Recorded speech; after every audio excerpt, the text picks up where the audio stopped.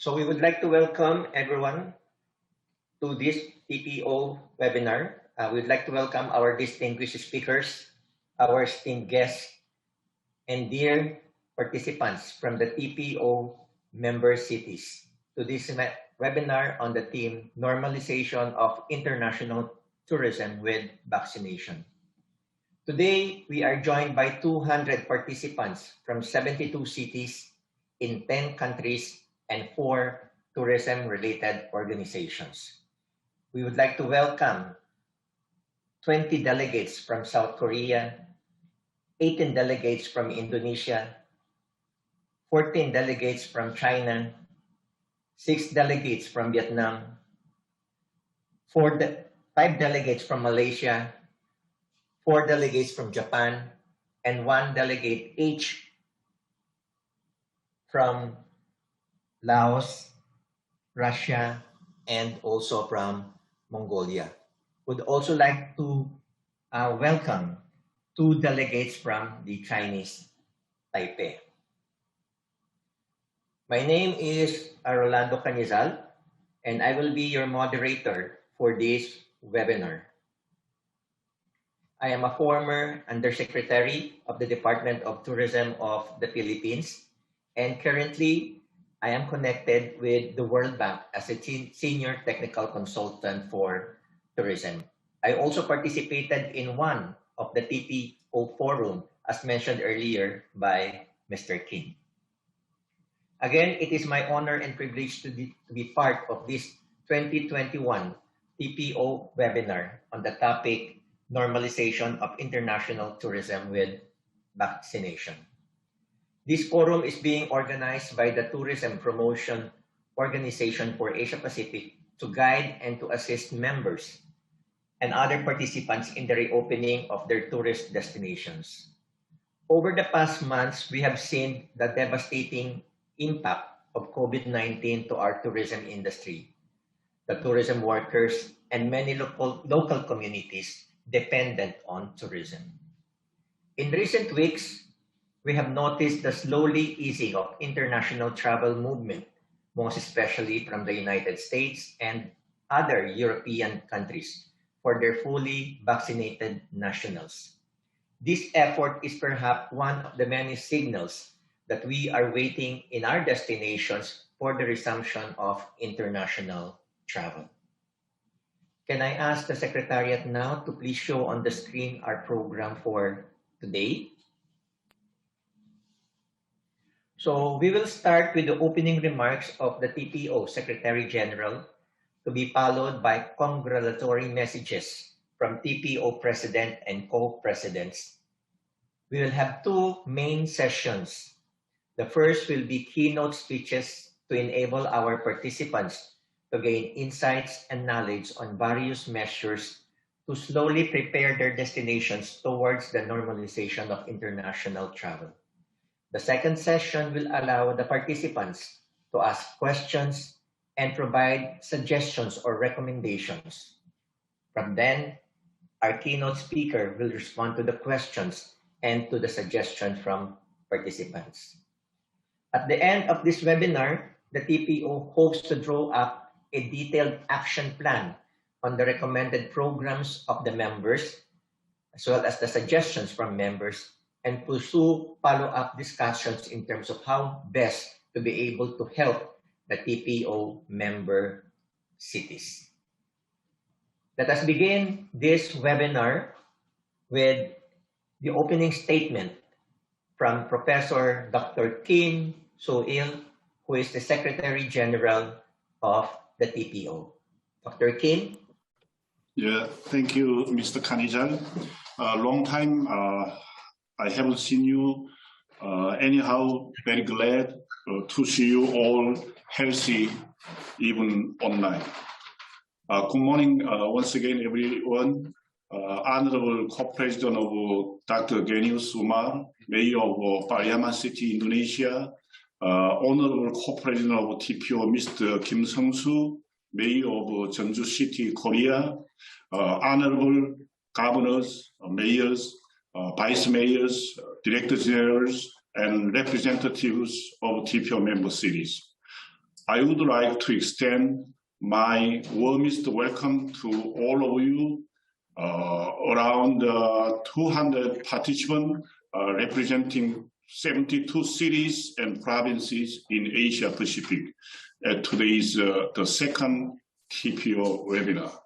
To our regret, there's no choice but to meet online for the time being due to the COVID-19 pandemic situation. Some of our member cities, such as Hanoi, Vietnam, and some other member cities also regrettably could not join us today as the COVID-19 situation is getting worse there. For about a year and a half since the outbreak of COVID-19, international tourism has been almost completely suspended. Global tourism, which had been booming since the end of the Cold War, is currently facing the gravest crisis in its 40 years of post-Cold War history.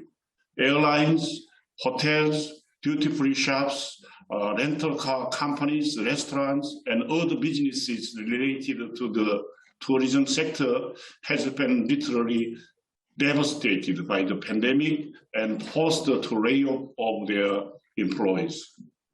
However, the international community came together in solidarity and collaboratively has worked to overcome the unprecedented global health crisis and minimize the socio-economic impact. As a result of concerted efforts at the global level to develop vaccine by using wisdom and all available resources, humanity has successfully achieved that feat much faster than usual.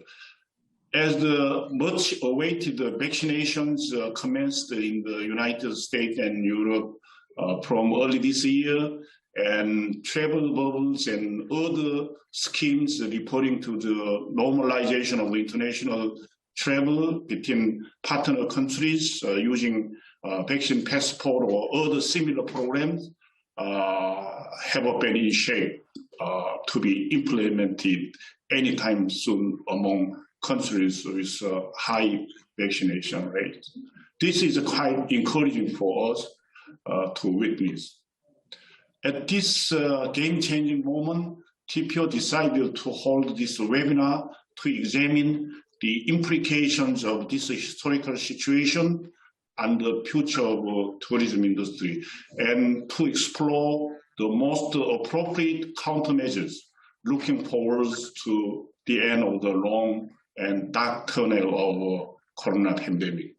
Today, we are deeply honored to be able to invite two eminent international tourism experts, Mr. Harry Huang, Director of Asia Pacific at UNWTO, and Mr. Ronaldo Canizal, former Undersecretary of the Department of Tourism of the Philippines, to share their in-depth insight and perspective on when and how international travel can return to pre-pandemic levels. It is hoped that this webinar will provide an opportunity for the member cities to visualize the normalization process with foresight, and also to find effective solutions for their local tourism industries to recover as promptly as possible when the time comes.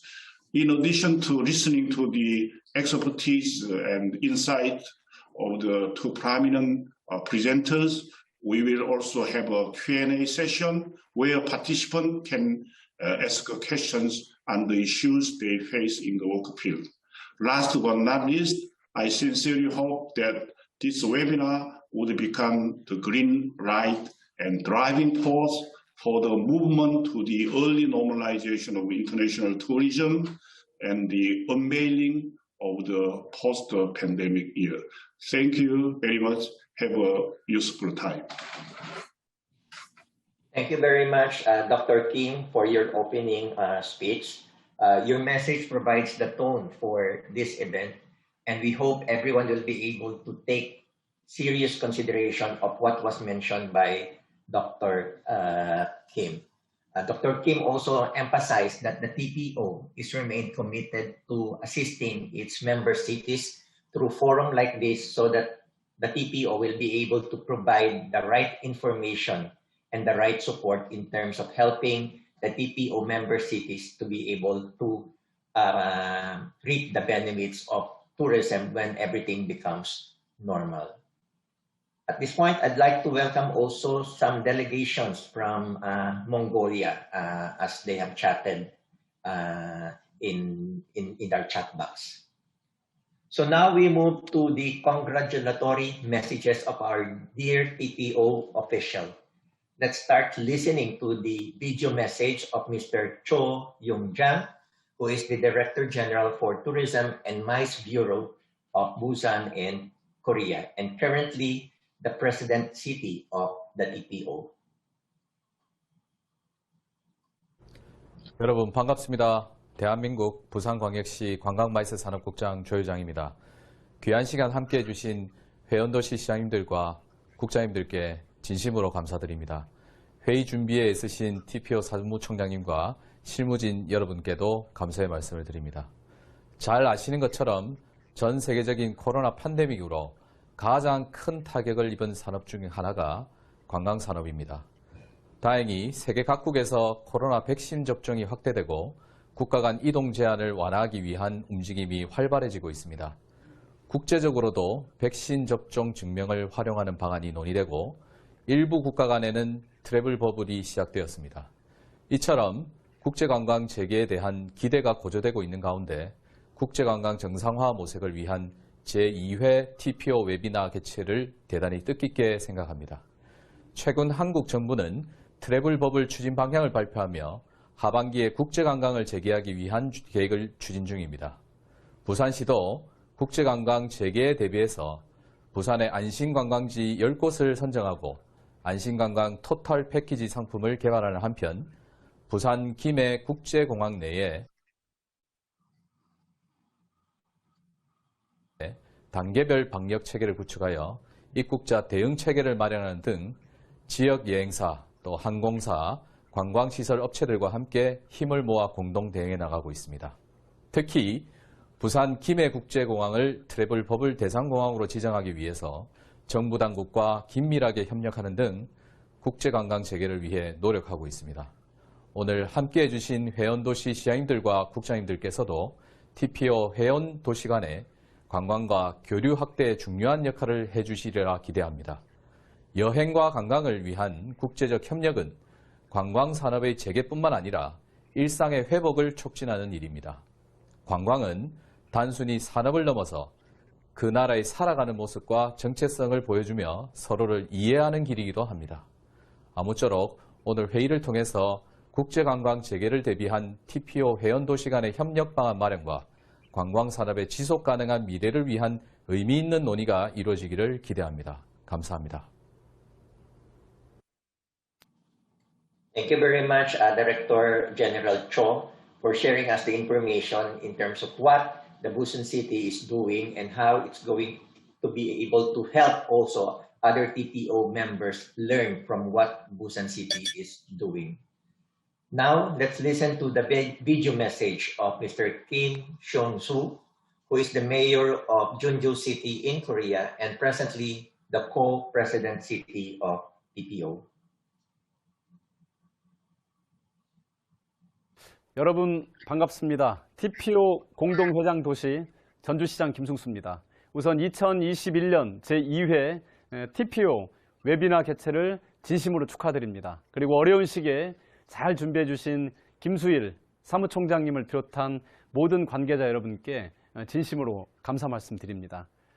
관광이 어렵습니다. 또 산업도 굉장히 어렵습니다.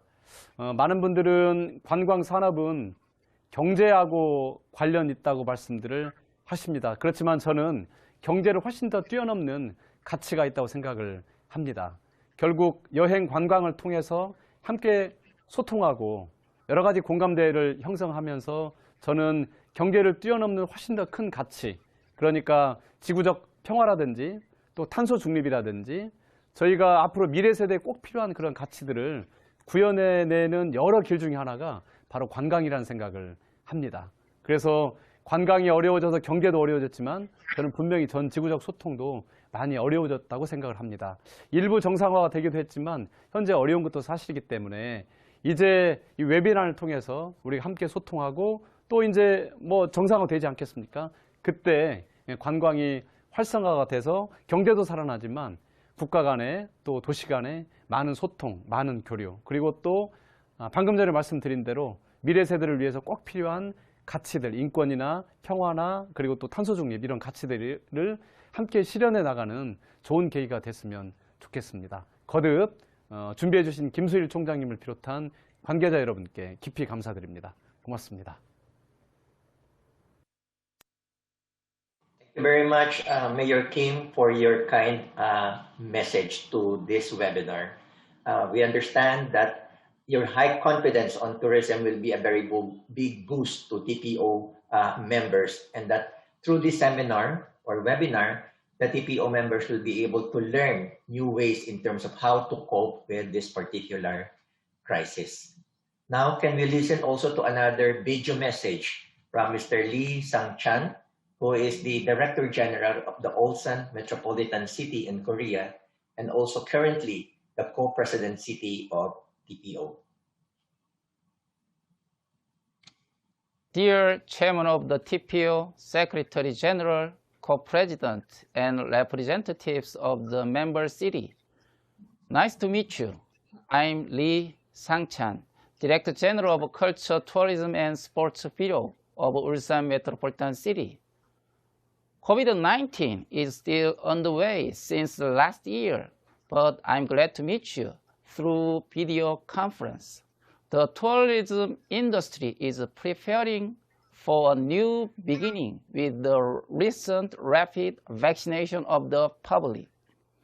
The number of confirmed cases of COVID-19 in Ulsan is constantly decreasing, and the citizens follow social distancing rules. In particular, UECO, Ulsan Exhibition and Convention Center, which opened this year, will be an important platform for Ulsan MICE industry. And the national treasure, Bangbudae petroglyphs in Ulsan, was put on the priority list for World Heritage. So, Ulsan came a step closer to the World Heritage City. It will still take a lot of time and effort until the end of the COVID-19, but I look forward to returning to a better daily life as soon as possible. We'll continue to work closely with TPO member cities and wish you all health and happiness. Thank you. Thank you, Director General Lee. Today, we are joined by Dr. Genius Umar, who is the Mayor of Pariaman City in Indonesia and presently the Co-President City of the TPO. Dr. Umar, would you like to take the floor to give your message? Thank you. Good morning, Excellency, Mr. President of TPO and also Co-President of TPO, and especially for the Secretary General of TPO, Professor Dr. Kim, my brother in Busan. So we all in the world, we have some challenge now. We're facing of coronavirus, so that make our tourism going down, economic tourism and social relations also going down. But now I think the main solution, the best solution for this coronavirus is only by vaccine. So that's why all city in the world must be obey that all community, all people in the world must be get vaccine. So what we did in Pariaman City, so that Indonesia now is going worse in coronavirus, but in my city we going to make our people to get the vaccine. So we are in the yellow zone in Indonesia that tourism can a traveler can come to Pariaman.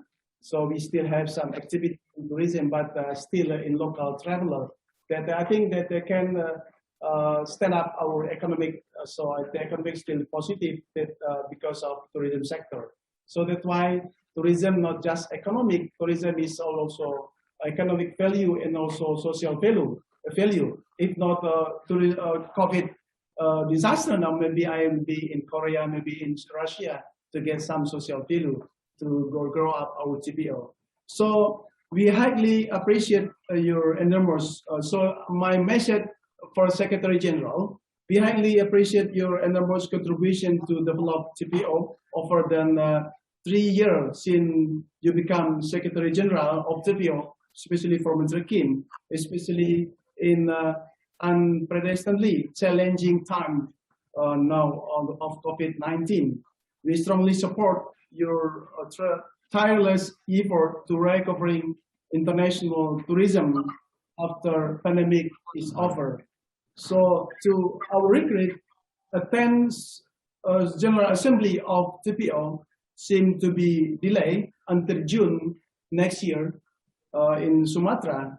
On this occasion, I kindly ask to all TPO members to gather in the host city of Medan, North Sumatra, Indonesia. In this regard, we, Indonesia member country, request to Mr. Kim So-il, Secretary General of TPO, to lead all process from preparation to the end of the 10th General Assembly of TPO. Without your excellent guide and leadership, so we are sure it cannot be successful. So we Indonesian member, we still strongly need Mr. Kim still to be Secretary General of TPO. Thank you very much. Thank you very much, Mayor Omar, for your kind message, as well as to the other TPO officials who have given their congratulatory messages for this particular webinar. Indeed, your kind support has given the Secretariat, most especially the team of Dr. Kim, the direction in terms of how best to organize this webinar. At this point, we move to session 1 of the webinar, which seeks to provide insights on the prospects and preemptive measures for normalization of international tourism.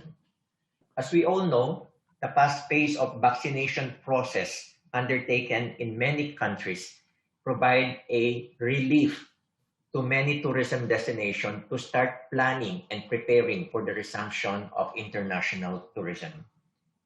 There will be 2 themes that will be tackled in this particular session. The first is the global vaccination status and outlook for normalization of international tourism. And the second topic will be on the measures to normalize international tourism. Both themes are very relevant and important to all of us, most especially in our lives today, towards planning and desiring to reopen our tourism industry. To deliver the first keynote address on the theme Global Vaccination Status and Outlook for Normalization of International Tourism, please join me in welcoming an esteemed colleague and friend in the tourism community. Mr. Harry Wang is the Director for the Regional Department for Asia Pacific of the World Tourism Organization. He also served as Deputy Director for the UNWTO and Deputy Director for Korea Tourism Organization. Mr. Wang, please take the floor. Well, thank you so much, my good friend, Mr. Rolando Canijar, for your kind introduction. And Honorable Secretary General of TPO, Dr. Kim So-il, and my esteemed friend, Rolando Canijar, and Honorable Mayor and distinguished representative from TPO member cities, and dear colleague and friend, very good morning. And it is 4:20 in the morning here in Madrid.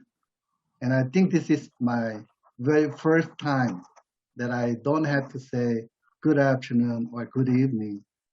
And so I'm extremely pleased to be with you this morning in real time. And first and foremost, I would like to extend my sincere thanks to Secretary General of TPO, Dr. Lee, for and your secretariat team, including Professor Joe Dahlia, for inviting me to this second edition of TPO webinar for exchange ideas and knowledge, and also updating us for the resumption of international tourism. And I trust this webinar is an excellent platform that TPO is offering to their member cities. And I'm very, very impressed with the large scale and high profile of the participants and the formality of the TPO Secretariat organizing this webinar. And I believe that my presentation summary and also the presentation slide has been presented to you. And please kindly understand all the content that we deliver is not made by my side, but my colleague at the Regional Department for Asia and the Pacific by getting some support from our technical department at UNWTO. And I was thinking very long and hard about what then I could also contribute my own contribution to all of you, and perhaps allow me to share what I think it is important about two messages before I start my presentation. Because I know once I started my presentation, within 5 minutes, maybe you might not pay full attention. So I don't want to lose that momentum. And number one, I'm not 100% sure how many of you have been visited UNWTO website or any social media. I don't know whether you can raise your hand. And my message to you is that please take full advantage of what UNWTO has to offer. And second message to you, my dear colleague and friend, that I highly recommend you to keep excellent and working relationship with the TPO and ministry, your central government dealing with the, tourism, which is Ministry of Tourism. Why am I saying that? Because for UNWTO being intergovernment organization, we have so much product initiative and activity that you want to take advantage. But our main communication goes to the Ministry of Tourism.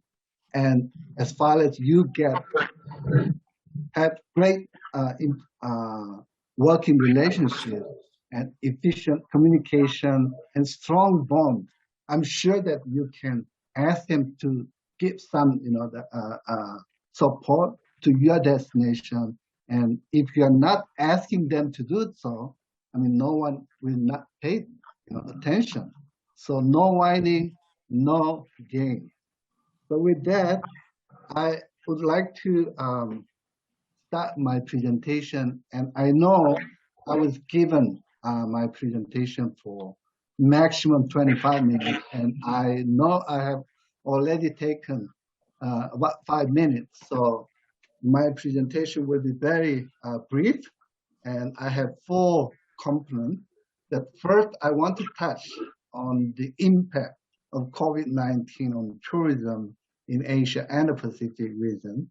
And secondly, about the global vaccination status and outlook for normalization of international tourism and global tourism recovery of some issue. And because of time constraint, I will be very brief and highlight with some keywords. And first, the impact of COVID-19 on tourism in Asia and the Pacific.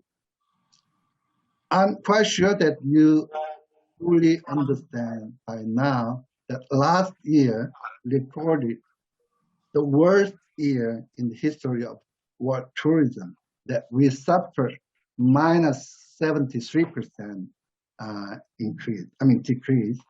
And then Asia Pacific has been the worst and suffered the largest decline with 94% drop in the first quarter of this year compared to last year. And this means that international tourism went back to the level of 30 years ago.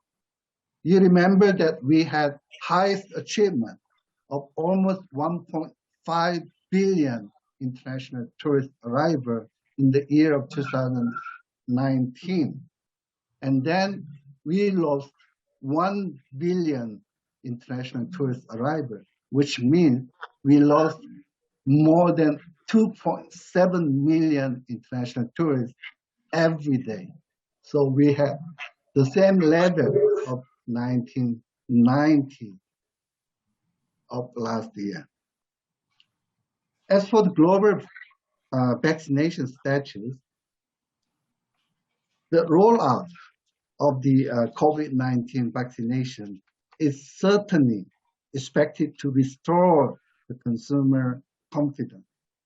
And COVID-19 vaccination campaign are the top priority worldwide, which lead to ease travel and entry restriction and create new business model and create travel bubble that we all talk about, like what Australia and New Zealand did, and regulate the regional health certificate. And the EU, the European Union, what it called digital green certificate, is a great example in boosting hope for the resumption of safe traveling in the European Union during this summer season. And certainly the vaccination campaign gave us immense hope for the tourism industry for the positive trickle-down effect in the future. In the meantime, uncertainty still remains high due to the ongoing pandemic and uneven vaccination rollout, and also the highly contagious Delta variant is on the rise. And what is UNW doing to advance the harmonized protocol? And as soon as World Health Organization announced the COVID-19 as a pandemic, the UNWTO established what it called Global Tourism Crisis Committee, and we convened 9 meetings since its inception in March last year. And then the 8th edition of GTCC, Global Tourism Crisis Committee meeting, focused on the integration of the vaccination into a harmonized approach and global coordination for safety protocols to stimulate the confidence to the tourism sector. And the committee also launched what we call UNWTO IATA Destination Tracker. And here you see in our website that the health indicators and destination-specific restriction statutes, and also the health regulation that you can get information.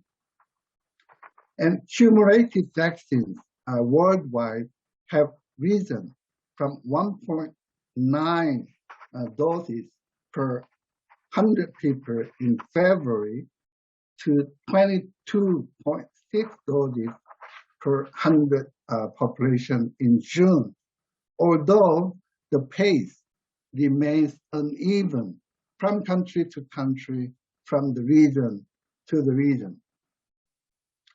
And the progress made in vaccination has been much faster in North America with 37% and Europe 32%, while the pace has been much slower in Asia with only one-digit number of 6%. As for the outlook for the normalization of international tourism, and according to the newest edition, what UNWTO produced in the 10th UNWTO Travel Restriction Report, and as of June 1st of this year, 29% of all destinations in the world have their border completely closed to the international tourists. And any idea about Asia? It's 70%. And we fully understand the most Asian destination, which is 70%, still remain with borders completely closed to non-essential travel in order to contain the spread of the virus. However, the huge pent-up demand could fuel a rebound in tourism and travel in the second half of this year, in particular July and August here in Europe, provided the travel restrictions are eased and the travelers' trust and confidence continue to improve. But the rebound continue to depend very much on the containment of the pandemic and efficient coordination in a consistent and transparent manner for safety travel protocol among countries and continued rollout of vaccination.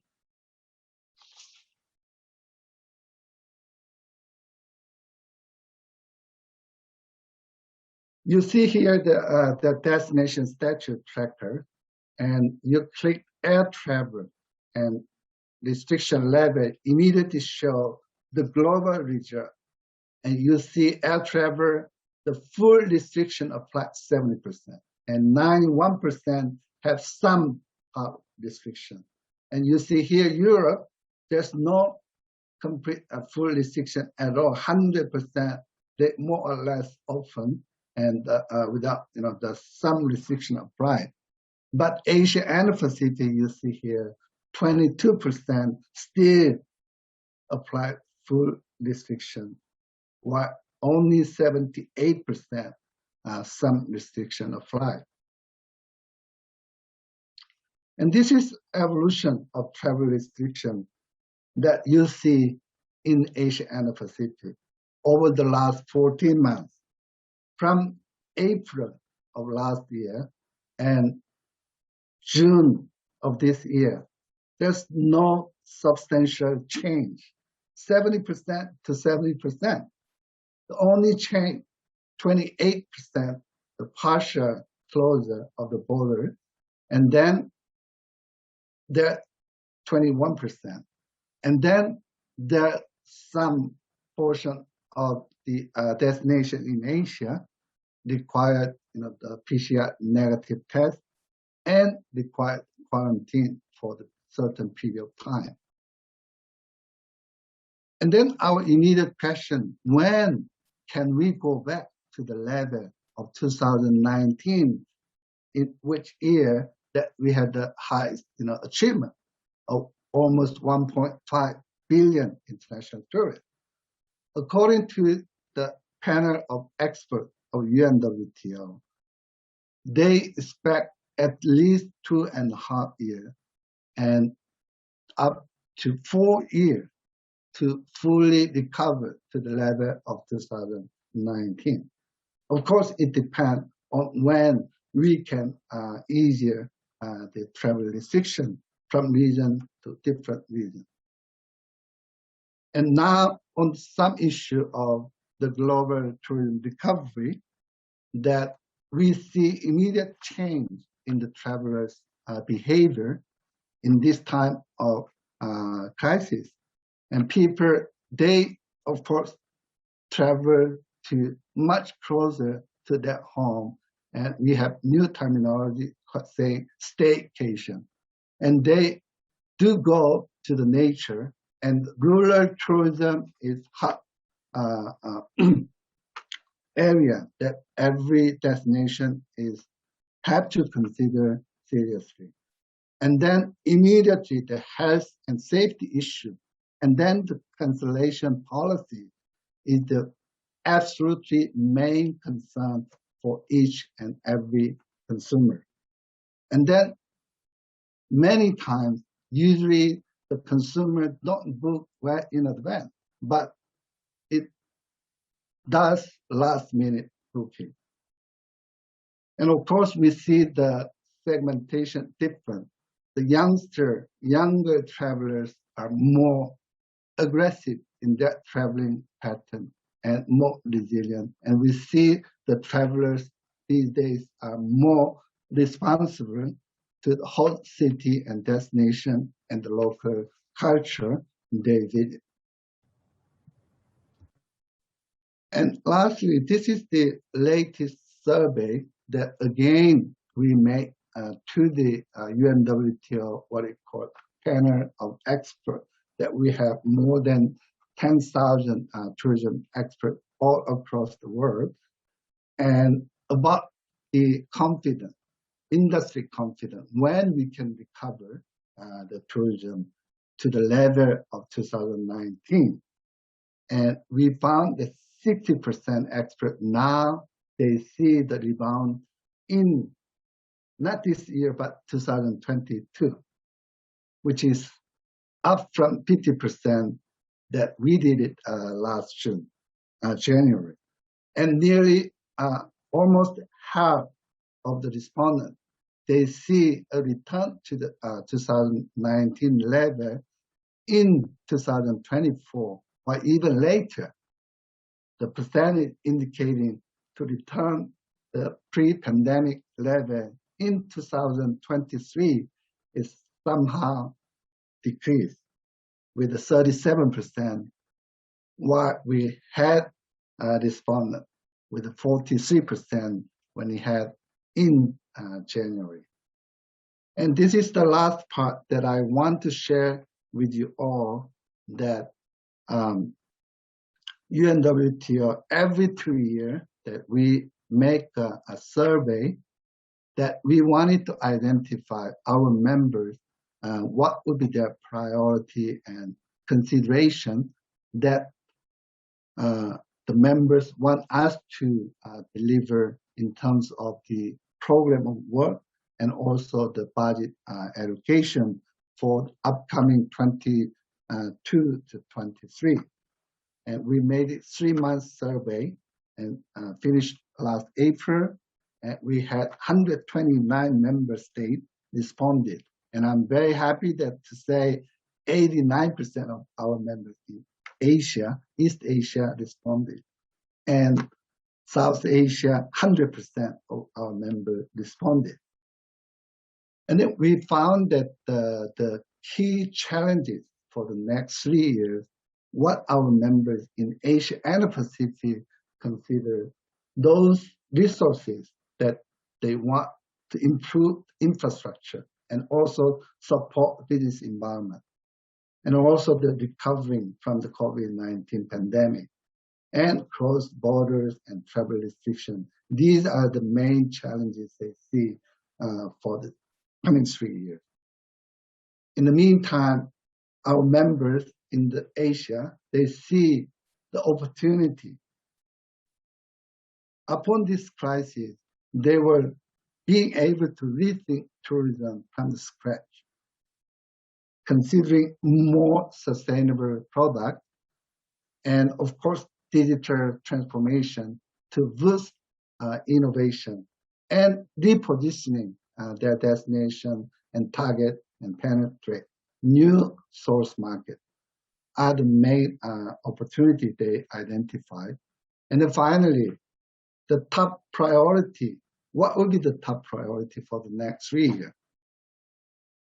Branding and repositioning of the destination and tapping the new market and innovation and digital transformation. We always have been talk about it, and boost investment and sustainability and green transition are the main priority that we have seen from our member states.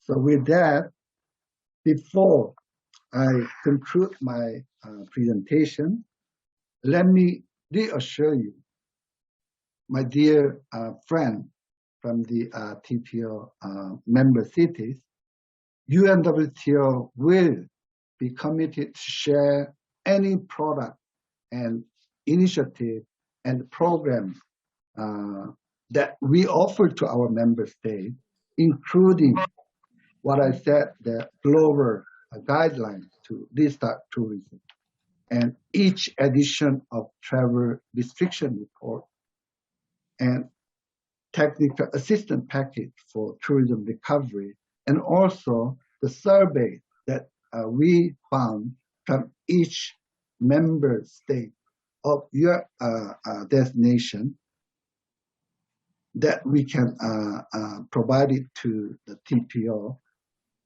And I just want to underline once again, please take full advantage of what UNWTO has offered to our members, and then please contact UNWTO through the TPO or through your central government, Ministry of Tourism, so that we can do more efficient communication and collaboration. So that is my the message, and I'm very much appreciate for your kind attention, and certainly I will be happy to be more engaged when we have a question and answer session. And with that, thank you very much again for your kind attention, and I give the floor to the moderator, Alan. Thank you. Thank you very much. For Harry, as I fondly called you, you have provided a very good and insightful presentation in terms of what's happening to global and even Asia Pacific tourism industry. And as you have pointed it out, the tourism industry today continues to experience a very drastic and severe effect of the COVID-19 pandemic, most especially in terms of the number of visitors traveling and in terms of the amount of money that is being received by the different destinations. However, you have also pointed out a very good news that the campaign for more people to get vaccinated is progressing worldwide. Although it's very low still in Asia, we hope that the numbers will increase in the near time, progressing from about 3.3 doses in February or per 100 people in February to about 24.9 doses per 100 people in May. You've also pointed out a very good news that the UNWTO Global Tourism Crisis Committee have launched in May the UNWTO Global Guidelines to Restart Tourism that provides the roadmap for safe and seamless travel. And as you have also stressed, the vaccination rollouts and the safe and responsible restart of tourism in destination will rely heavily on coordinated response among various players. That includes tourism, health officials, and even local government to address what is already a very big problem in terms of travel restrictions, how to establish common standards and safety protocols, and the best way to even communicate what we are doing. And thank you very much also for encouraging the TPO members to take advantage of the support that is being extended by the UNWTO and how the UNWTO and the TPO can best collaborate in terms of assisting all the TPO. members. So at this point, let me take the floor to deliver my keynote speech on the theme measures. On the theme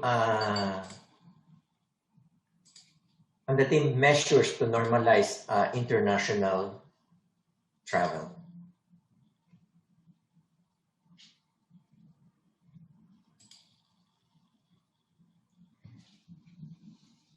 Again, a pleasant morning to Dr. Kim, the Secretary General of the TPO, all the TPO members, and all the officials of the TPO.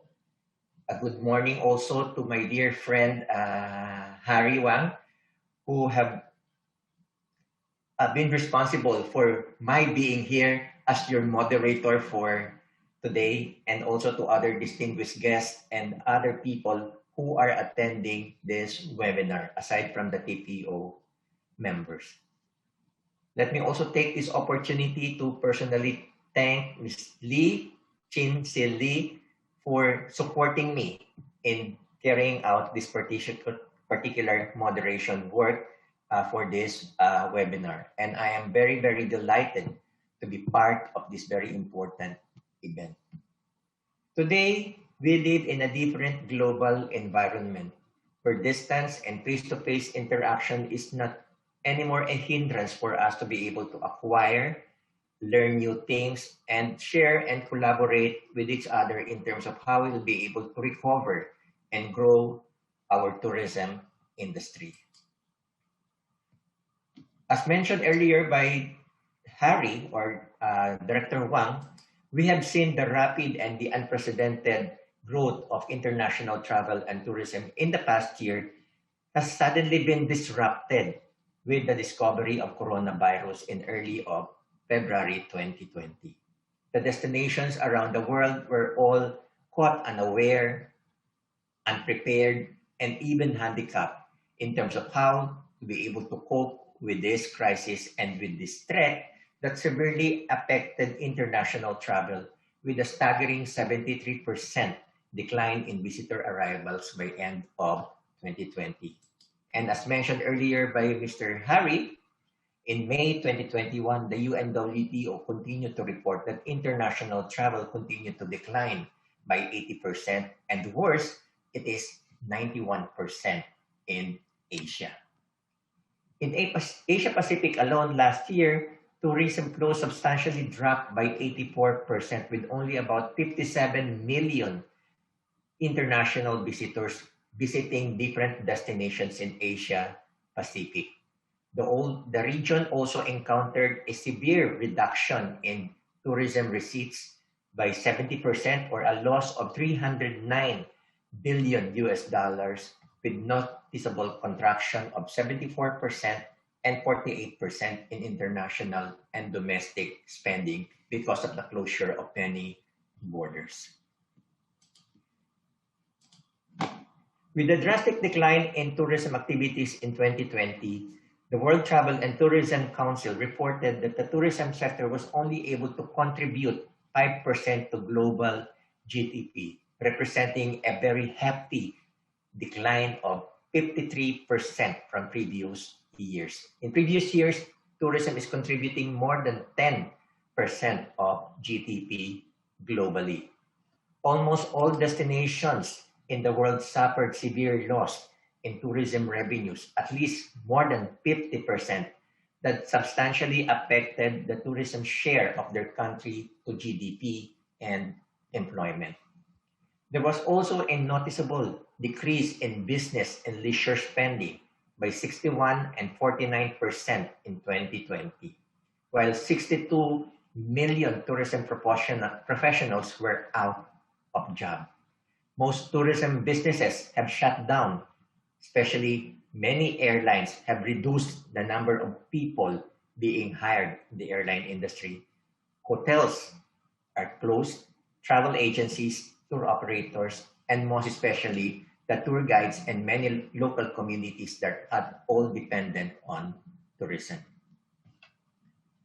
Up to the recent time, We have seen an apparent closure and opening and closure again of tourist destinations as government continue to impose controls, contain the spread of COVID disease, and safeguard the health and welfare of tourists and local communities.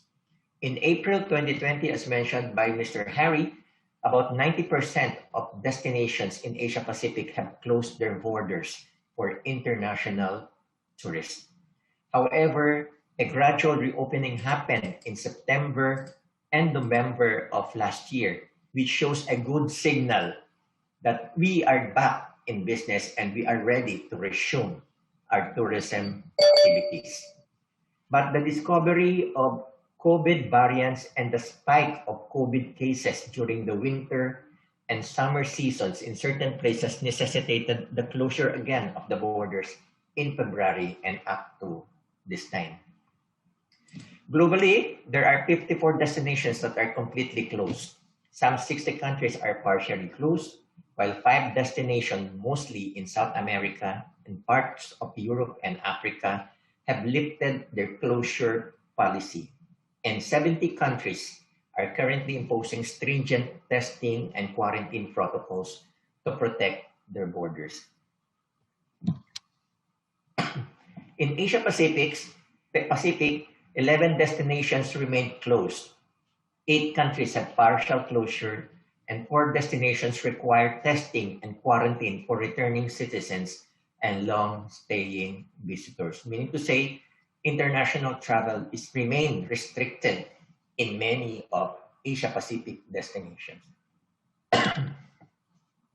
As destinations cope with the COVID pandemic, many tourism authorities and workers and enterprises are not only confronted with anxiety, they are also confronted with uncertainty, but also with so many questions in mind.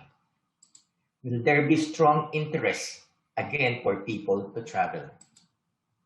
What will motivate people to visit attractions when we resume international travel? Are destinations currently safe for international tourists?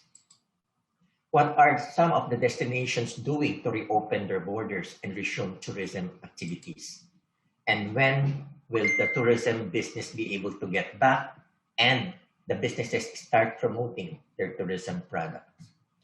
These questions have been discussed and deliberated in many local and international forums. The good news is that the UNWTO, as mentioned by Mr. Harry earlier, the WTTC, IATA, PATA, and even multilateral donor agencies such as the World Bank and the Asian Development Bank have expressed confidence that the tourism industry will be able to bounce back sooner or later. As it is, travel has always been based on trust among nations and people.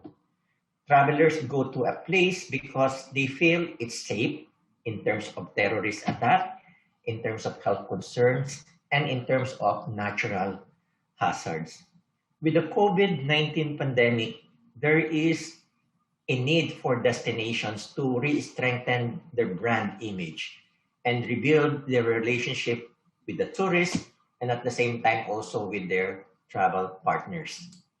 The risks and rewards for destinations eager to reopen their doors to people from different markets vary.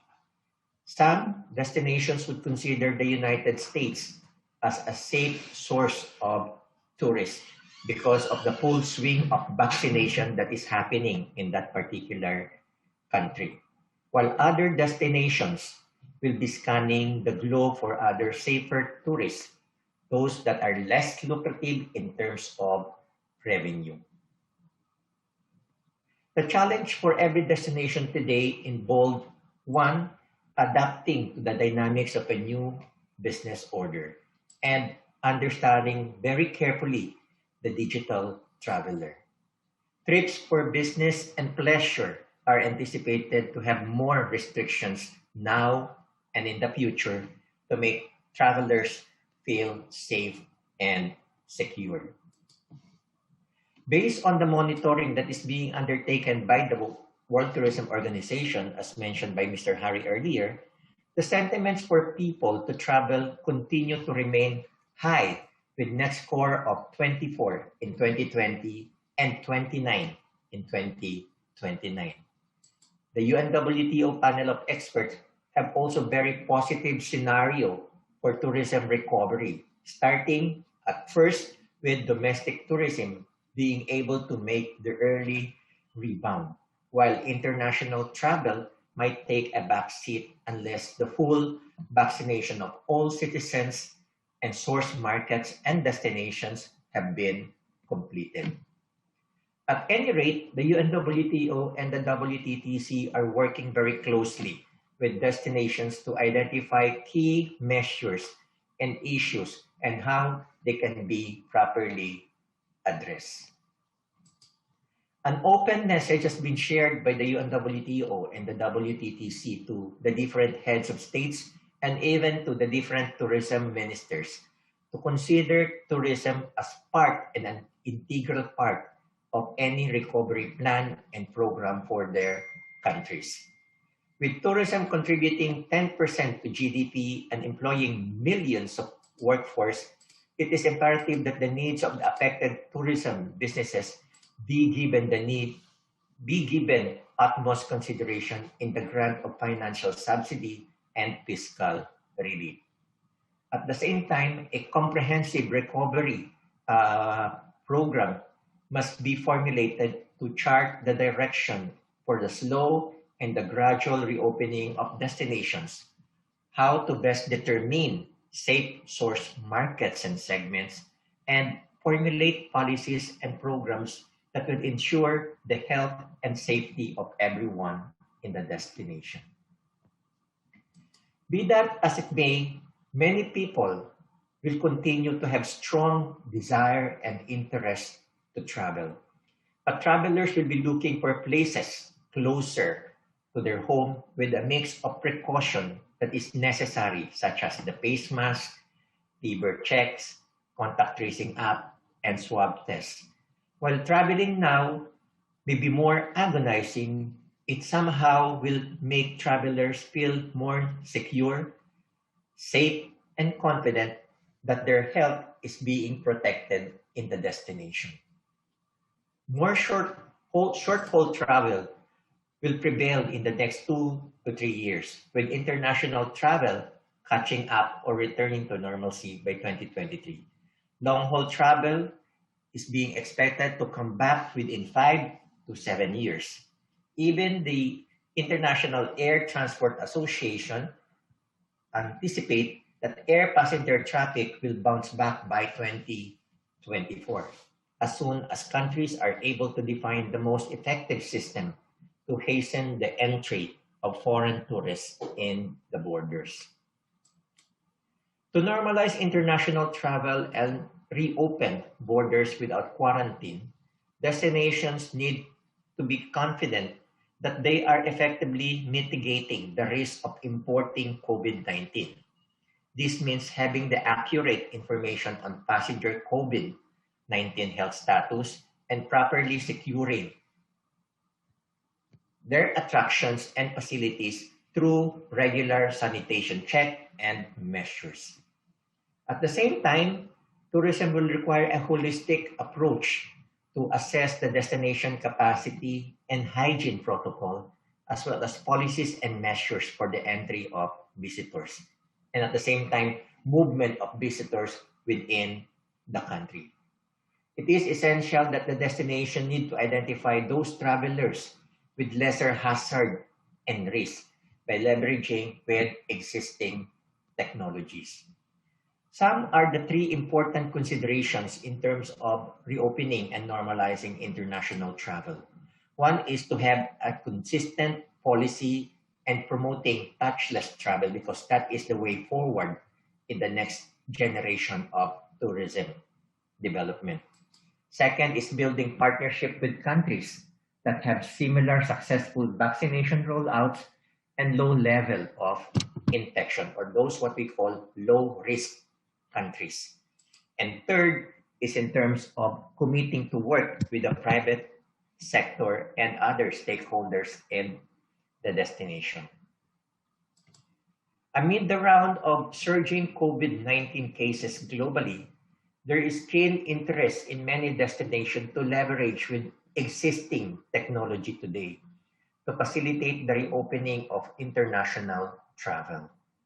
The vaccine or health pass is one system that provides a proof about a traveler having been tested negative or having been protected, inoculated against COVID or other infection or diseases.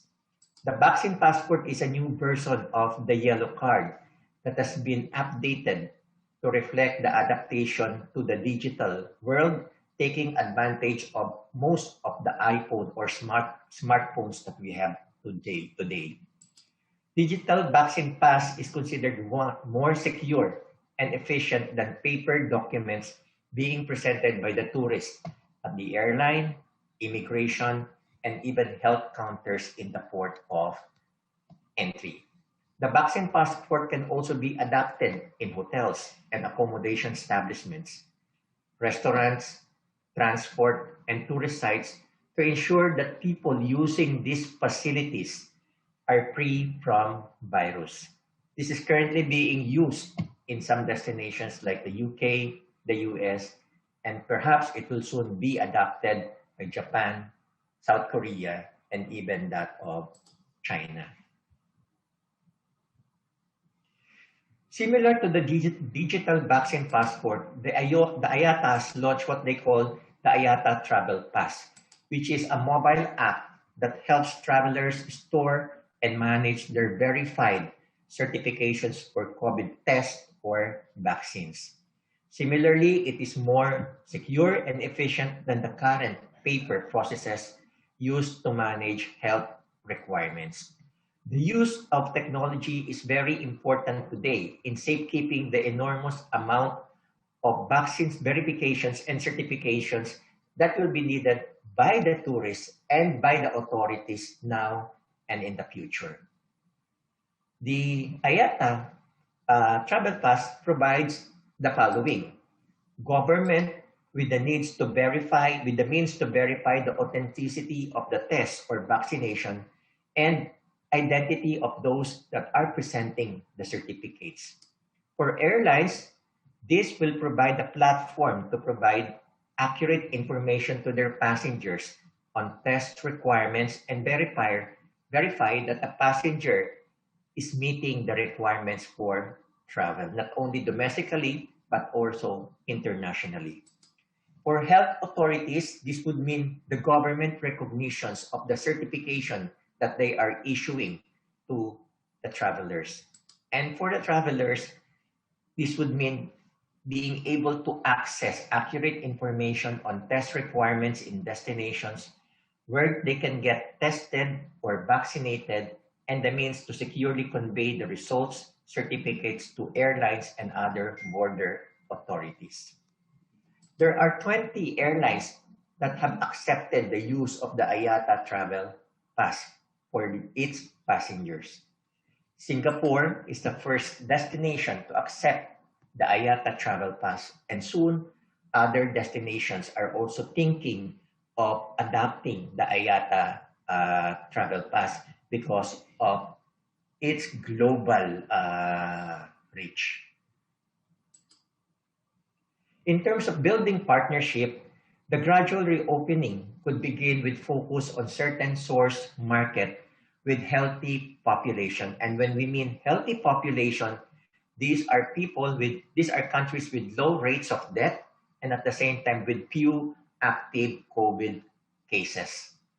Thailand has announced recently that they have opened Phuket for vaccinated foreign tourists, as most hotels and tourism facilities in the island destination have already passed the international health and hygiene standards, and that up to 80% of the people or the residents in Phuket have already been vaccinated. Other destinations are adopting what we call the travel bubble, which is a quarantine free travel during COVID pandemic. The tourism bubble can be an entire country, or specific province or even that of a city.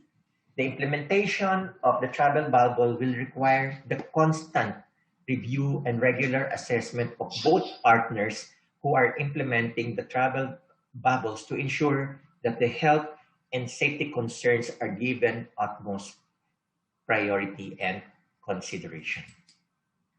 The travel bubble was first adopted in the Baltic states, followed by Norway, Denmark, and other European destinations. In Asia Pacific, there are certain countries that are already implementing the travel bubble, like for example, India, Singapore, Australia, Japan, and even that of Indonesia, where they have the green lane. On the second column, you will see who are the partners of these countries in terms of implementing the travel bubble. And on the third column, you will be able to see what are the restrictions or what connotes the travel bubble within this particular destination. For example, for Singapore and Hong Kong, they allow the free travel of Singaporean and Hong Kong citizens to both countries only if they will be using the Singapore Airlines and the Cathay Pacific, and that COVID test requirement is needed before and upon arrival in the destination. And in Australia and New Zealand, this also is the same, allowing citizens of New Zealand to visit Australia to certain parts of Australia only.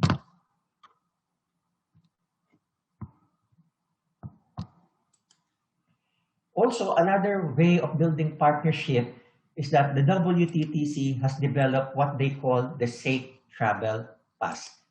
And the Safe Travel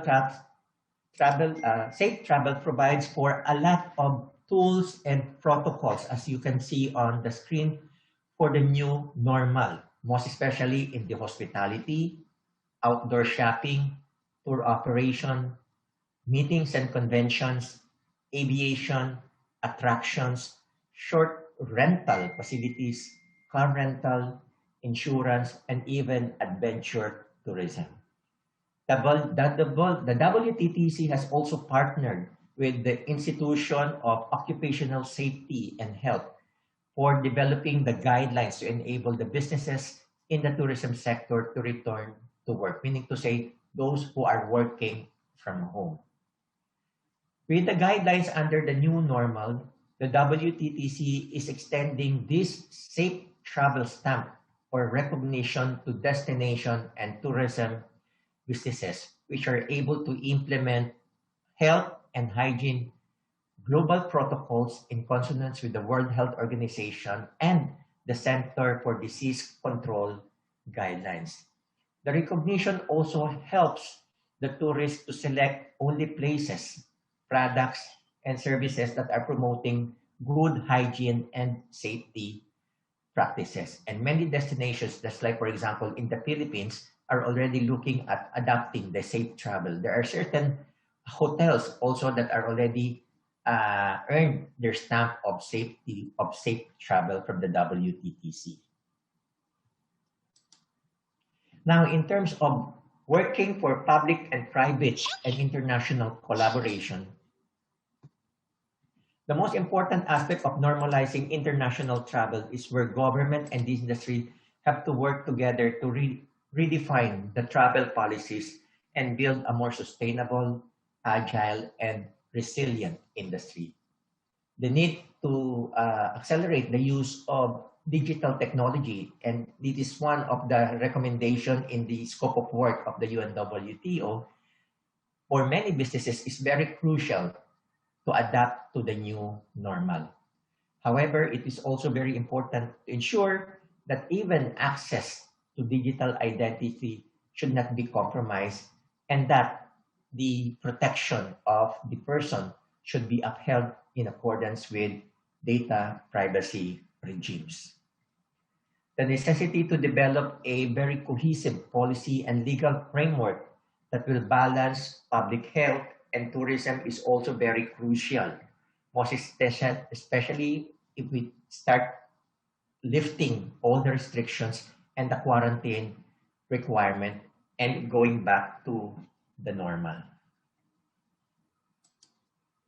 And as what has been emphasized by my dear friend Harry as well earlier, that while many measures are available, destinations should take note that with every phase of reopening that we're going to do, that until we are able to hurdle the right vaccine for this COVID-19, it would mean more movement that connotes more risk and more work for our government.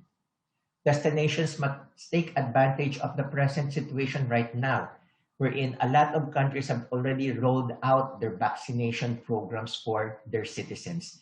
And these vaccinated citizens are all very important source markets when we start opening our borders for us to be able to ease up the travel restrictions and for us to be able to allow their free movement not only for certain places but for other places in our destination.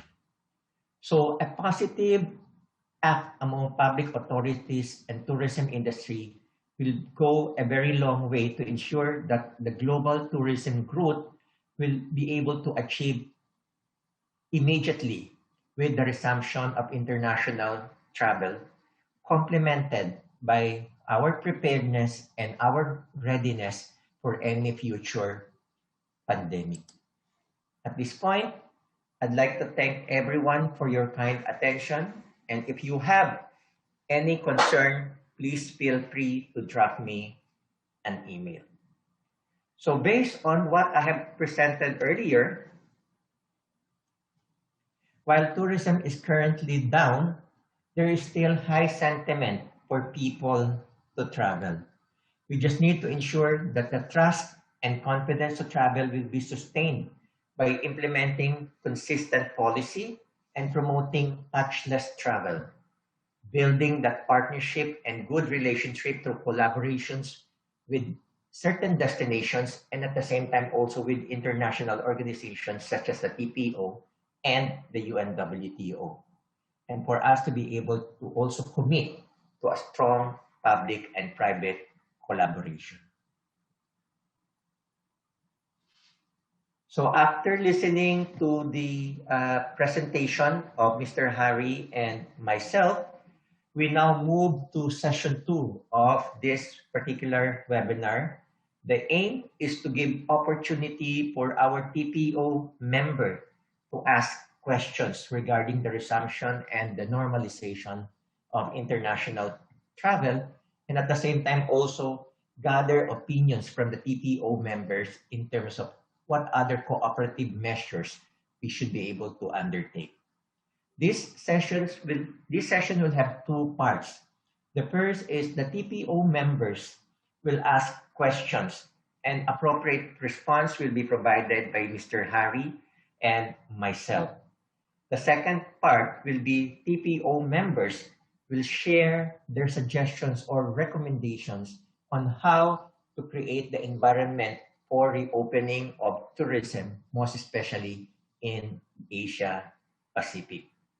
So for the first part, can we ask the screen or the TPO Secretariat to show the screen? We are glad to have received 8 questions from member cities, as you have seen on the screen. And to facilitate our discussion, we would allow each delegate to have 3 minutes to speak or to ask their question, after which a response will be provided by Mr. Harry and myself. So we will start this question and answer with the delegate from Vladivostok, Russia.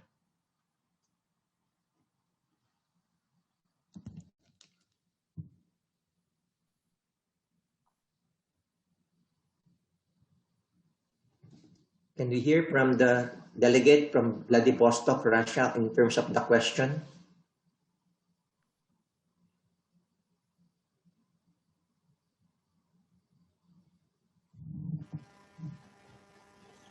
Hello? Can you hear me? Yes, very good. Okay, sorry. My name is Evgenia Shur. I'm Deputy Chief of the Tourism Department of Vladivostok City Administration. First of all, we would like to thank you for interesting reports. And our question is that currently there are several vaccines in Russia as well as the world. And our residents of our cities prefer to vaccinate only one kind of vaccine because they believe that with this they will allowed to go abroad. And this information, unfortunately, is not confirmed. But are there any plans to synchronize vaccines in the world or to work out a solution on only solution of type of vaccine can people travel with abroad?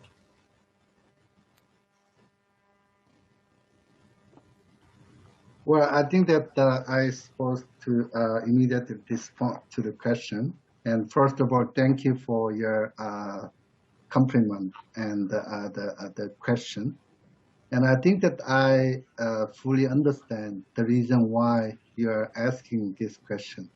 And what type of vaccine allow people to travel is not what I supposed to answer. I mean, for being not a expert, and as far as the vaccine is endorsed by the World Health Organization, and we have many different type of vaccine, and I do not want to specify the vaccine because of different the country and has been proved the effectiveness of the vaccine, and this is the under the more from the central government sector, like the National Health Authority or the bilateral or multilateral agreement, like what EU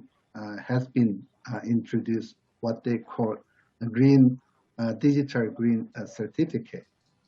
But in the perspective of UNWTO, our role is that, as I mentioned, during the 8th edition of Global Tourism Crisis Committee that we organized in a hybrid format last January in Madrid, we very much underline the integration of vaccine into harmonized approach to make sure that safe travel.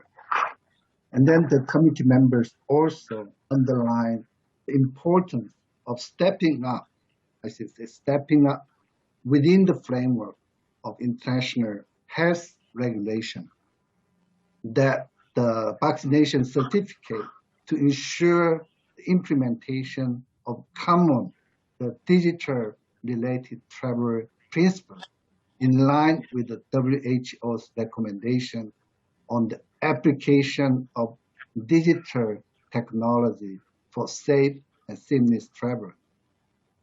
And also that UNWTO, the World Committee on Tourism Ethics, strongly recommend the COVID-19 certificate should be free of charge and universally accessible and non-discriminatory nature and remain global public good.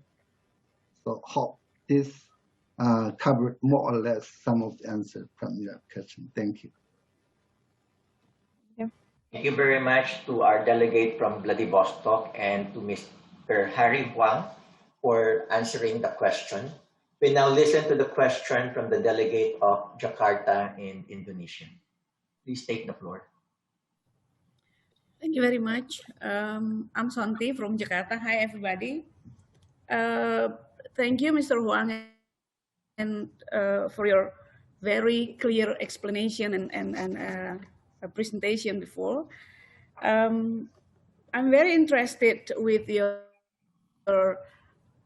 opinion that vaccines, trust, and confidence are the key to the success of how to overcome this pandemic. But what I'd like to ask is how to make sure that all of the destinations are safe for tourists to travel and for them to make a decision to come, and to make sure that all the employees are vaccinated or not. Because for us, this is important to gain the trust and the confidence of the tourists to come to our cities, to each of the member cities of TPO. Thank you. Well, thank you, Madam, for again a very important and relevant question.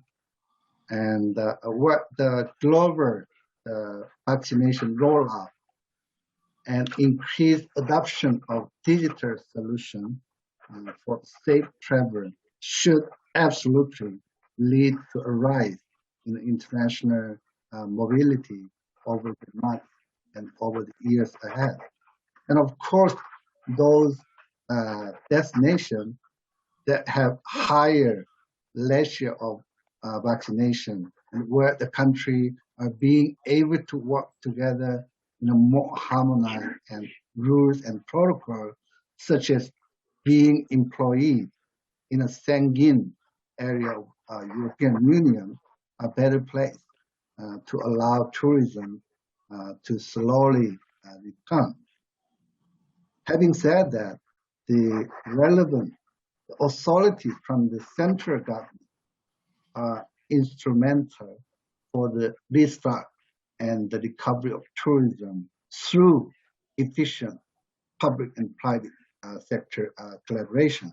Number one, and provide the right information about COVID-19 vaccination and guidelines with the supportive policies and practices so that employers in the company can help to increase the vaccine undertake to those essential or core the workers.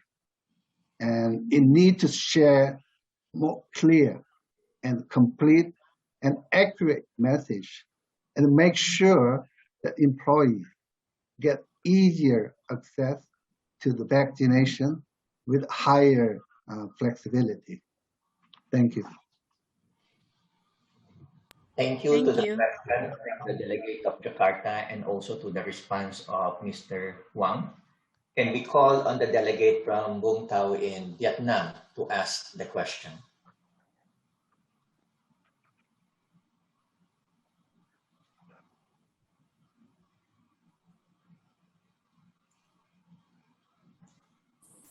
Can we call on the delegate from Vung Tau, Vietnam to ask the question? Hello, do you hear me? Yes, we can hear Yes. you.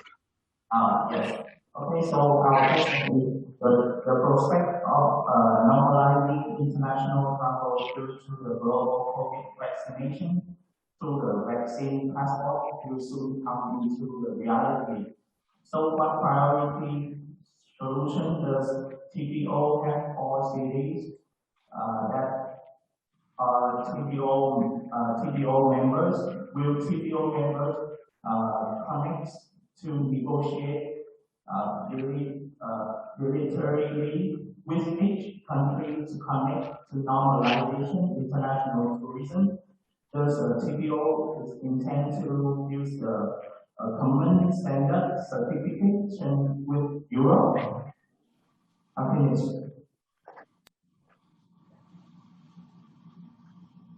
Well, very nice meeting you, our good friend in Vietnam, and thank you for the question. And I understand that most of the question here to the TPO, and I also understand that our Secretary General of TPO, Dr. Kim, will respond, share his insight when he delivers his closing remarks. In the meantime, I should say UNWTO and TPO share the common value. So having said that, I just want to respond as same, the position of international organization. And as for the last two questions about whether the TPO connect to negotiate bilaterally with each country to connect normalization of international tourism, and whether TPO intend to use common standard certificate with Europe. I think this may not be priority or mandate of TPO. For this area is more into the national central government area. But your question about what priority solution does TPO has for the city that TPO the member state have to get benefit. And I fully understand this is very important question. And again, I would like to underline, perhaps TPO and each members of the TPO city may revisit the what we identify those top priority of your central government responded over the coming 3 years. So that with that we will see immediately what we can do. And the other issue that we all talk about, the innovation and sustainability. These are the two key issues that every destination, industry, and company have to consider. This is not an option. This is a mandatory. So perhaps what I suggest is that TPO could introduce some marketing and promotion activity under this area, and perhaps capacity building program that they can introduce for the members of the city in collaboration. I say in collaboration with other international organizations like UNWTO. And I will be certainly happy to do co-organize the capacity building program with TPO. Thank you. Thank you. Very much from the delegate of Bung Tau for the question and Mr. Harry for the response. Let us now call on the delegate from Ipoh in Malaysia to ask a question. Yeah, morning. Professor Dr. Kim Sun Il, TPO Secretary General, Mr. Harry Wang, and Mr. Rolando Canizal, and all TPO's members present today. And my name is Datuk Rumaizi bin Bahrain, Mayor of Ipoh City, Malaysia. First and foremost, I would like to congratulate our TPO for conducting this webinar. My simple question is, what are the immediate measures that can be taken to attract international tourists in the new norms to visit once of the vaccination program has been completed? That's all. Thank you. Well, thank you so much, Honorable Dato Bahrain, for this very insightful and relevant question. And this is a common question that we constantly receive. And then also, my good friend Rolando Canizal already mentioned what 3 immediate measure area can be considered. Implementation of consistent policy and promote the touchless travel, and including the commit to strong public and private international collaboration. Well, this is having said that. Remember, Mayor, that UNWTO, the Global Tourism Crisis Committee, we launched what is called a global guideline to restart tourism for helping our members to accelerate that tourism recovery. So in that guideline, that we have a roadmap on safe and seamless travel, how to reopen tourism from door to door with the 4 substantial steps. Number 1, in the stage of searching and booking stage, make sure that the information on the cancellation policy should be included. And there's many other, but I just want to highlight key points. And the second stage, in the living home stage, make sure that the physical distancing policy, rules have to apply. And on the way to the destination stage, contact list, Orlando already mentioned, contact list check-in with the boarding have to be applied. And the last destination, we need to provide very clear communication and information on protocol. So these are the four basic, the stage. This roadmap include 6 principles. One of them can be that safety and seamless travel is not limited only traveler, but the local resident and also the employee, worker, have to be fully respectful for the health regulation. And apart from that, there's 7 common priorities for tourism recovery in any destination. One example is that provide liquidity and protect jobs and recover confidence through safe and security. And then most importantly, what I mentioned, innovation and sustainability as a new normal. So these are the more or less that we underline through this guideline for restart tourism. And I will certainly happy to provide this guideline to TPO Secretariat so that you can get one copy for that.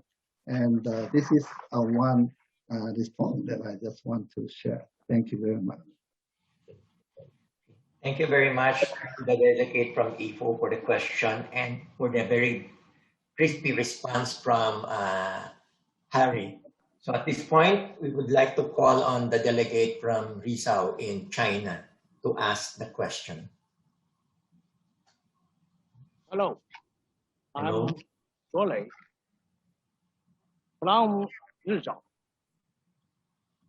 日照是一座新兴的滨海旅游城市，是山东省仙境海岸的一颗明珠，因日出出光鲜照而得名，因蓝天碧海金沙滩而享誉，是联合国人居奖的获得城市，中国优秀旅游城市，非常适合休闲度假旅游。日韩是日照市重要的国际旅游市场。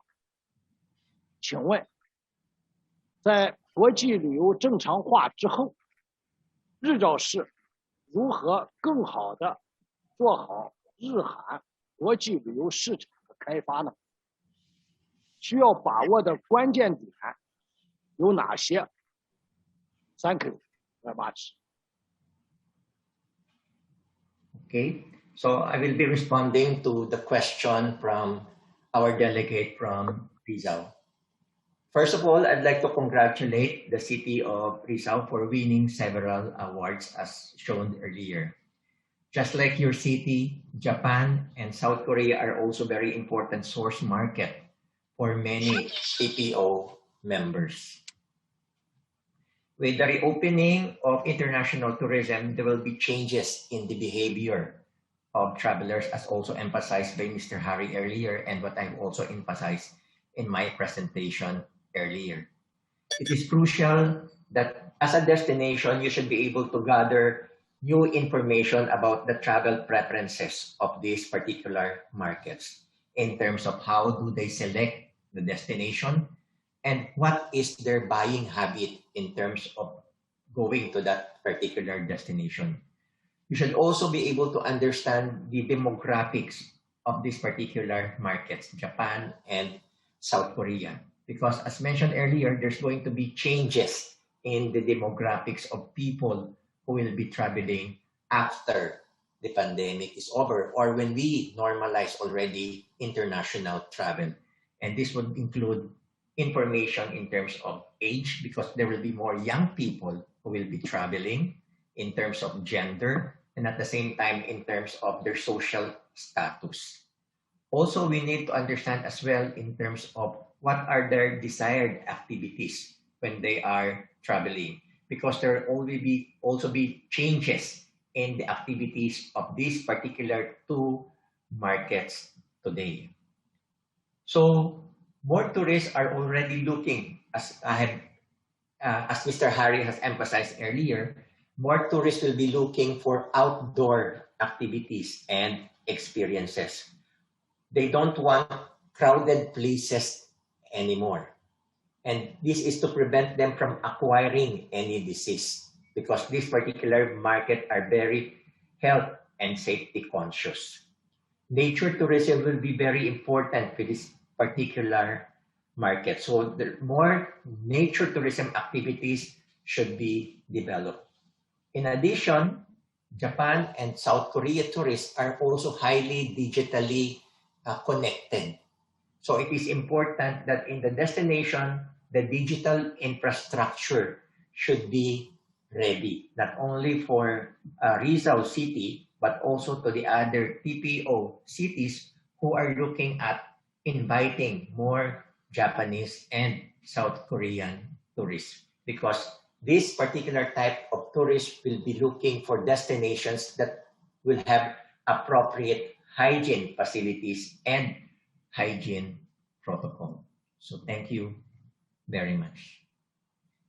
So thank you for the question from our delegate from Rizal. And now let's move to the delegate from Dujianyan in China to ask the question.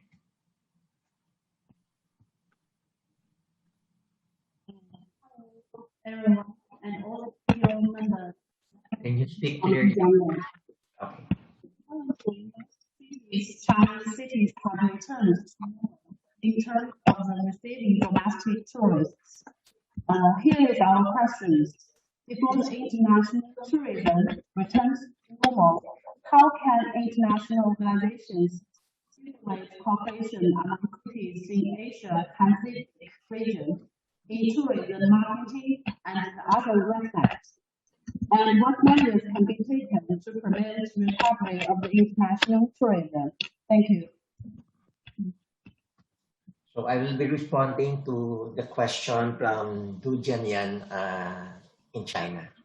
But again, firstly, I am glad to hear that domestic tourism in China is returning to normalcy.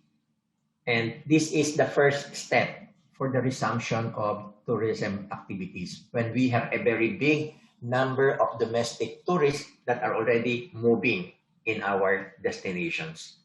However, there are more work that needs to be done if we want to invite international tourists, most especially in terms of winning their trust and confidence to visit our destination.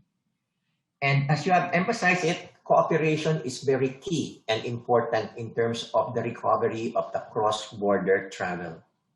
And in this respect, the TPO, the UNWTO, and other international organizations like the WTTC, PATA, and even IATA can extend support to cities in Asia Pacific to develop what we call earlier as the travel bubble that will allow vaccinated citizens from certain source market that are low risk in terms of spreading the COVID virus to enter the destination with less restrictions. But again, imposing what has been emphasized earlier as the proper health protocol and measures so that we will still be able to contain if there are any probable outbreak in terms of disease. So international organizations can best assist you in terms of sharing the information. The UNWTO, as mentioned earlier by Mr. Harry, has already this tracker. So you can share those health information and they can be uploaded in the website of the UNWTO so that any tourist will be aware in terms of what are the health restrictions, what are the health regulations, and what are the health requirements when they go to a particular destination. And perhaps this similar website can also be replicated by the TPO among the TPO members so that they will be able to share as well the same information that can be shared with the UNWTO. I hope I answered that particular question. So thank you very much for the delegate from Rizal for the very good question. And we move, to the delegate from Dijuban in China for that question. And now we move to the delegate from the Ho Chi Minh City in Vietnam to take the floor to ask the question. Good morning from Ho Chi Minh City. Can you hear us? Yes, Yeah. we can hear you.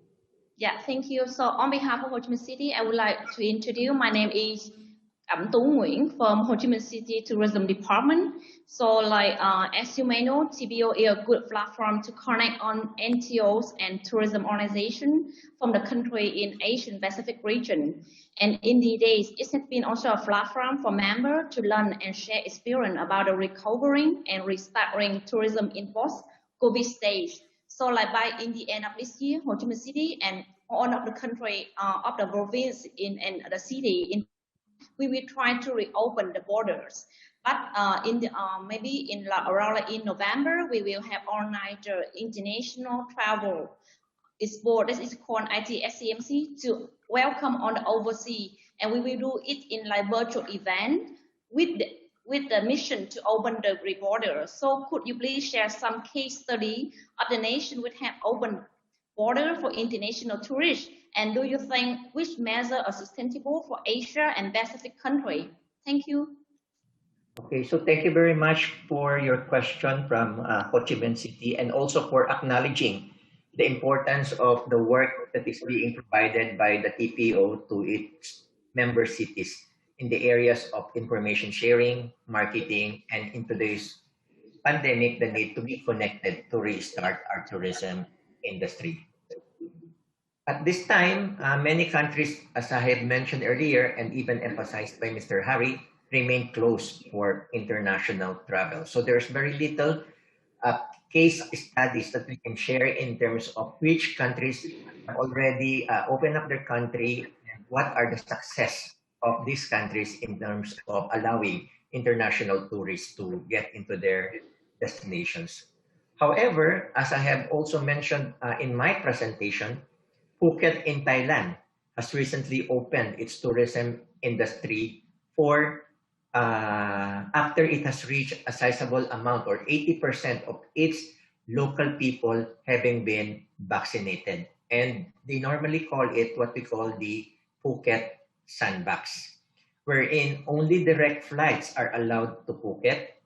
Only vaccinated foreign nationals or foreign travelers from low and medium risk countries are allowed to enter with no quarantine and less travel restrictions. However, the tourists visiting Phuket should take the RT-PCR test, and they should be staying in what they call the SHA plus hotels. These hotels are certified to have reached what we call the international standard for health and hygiene safety.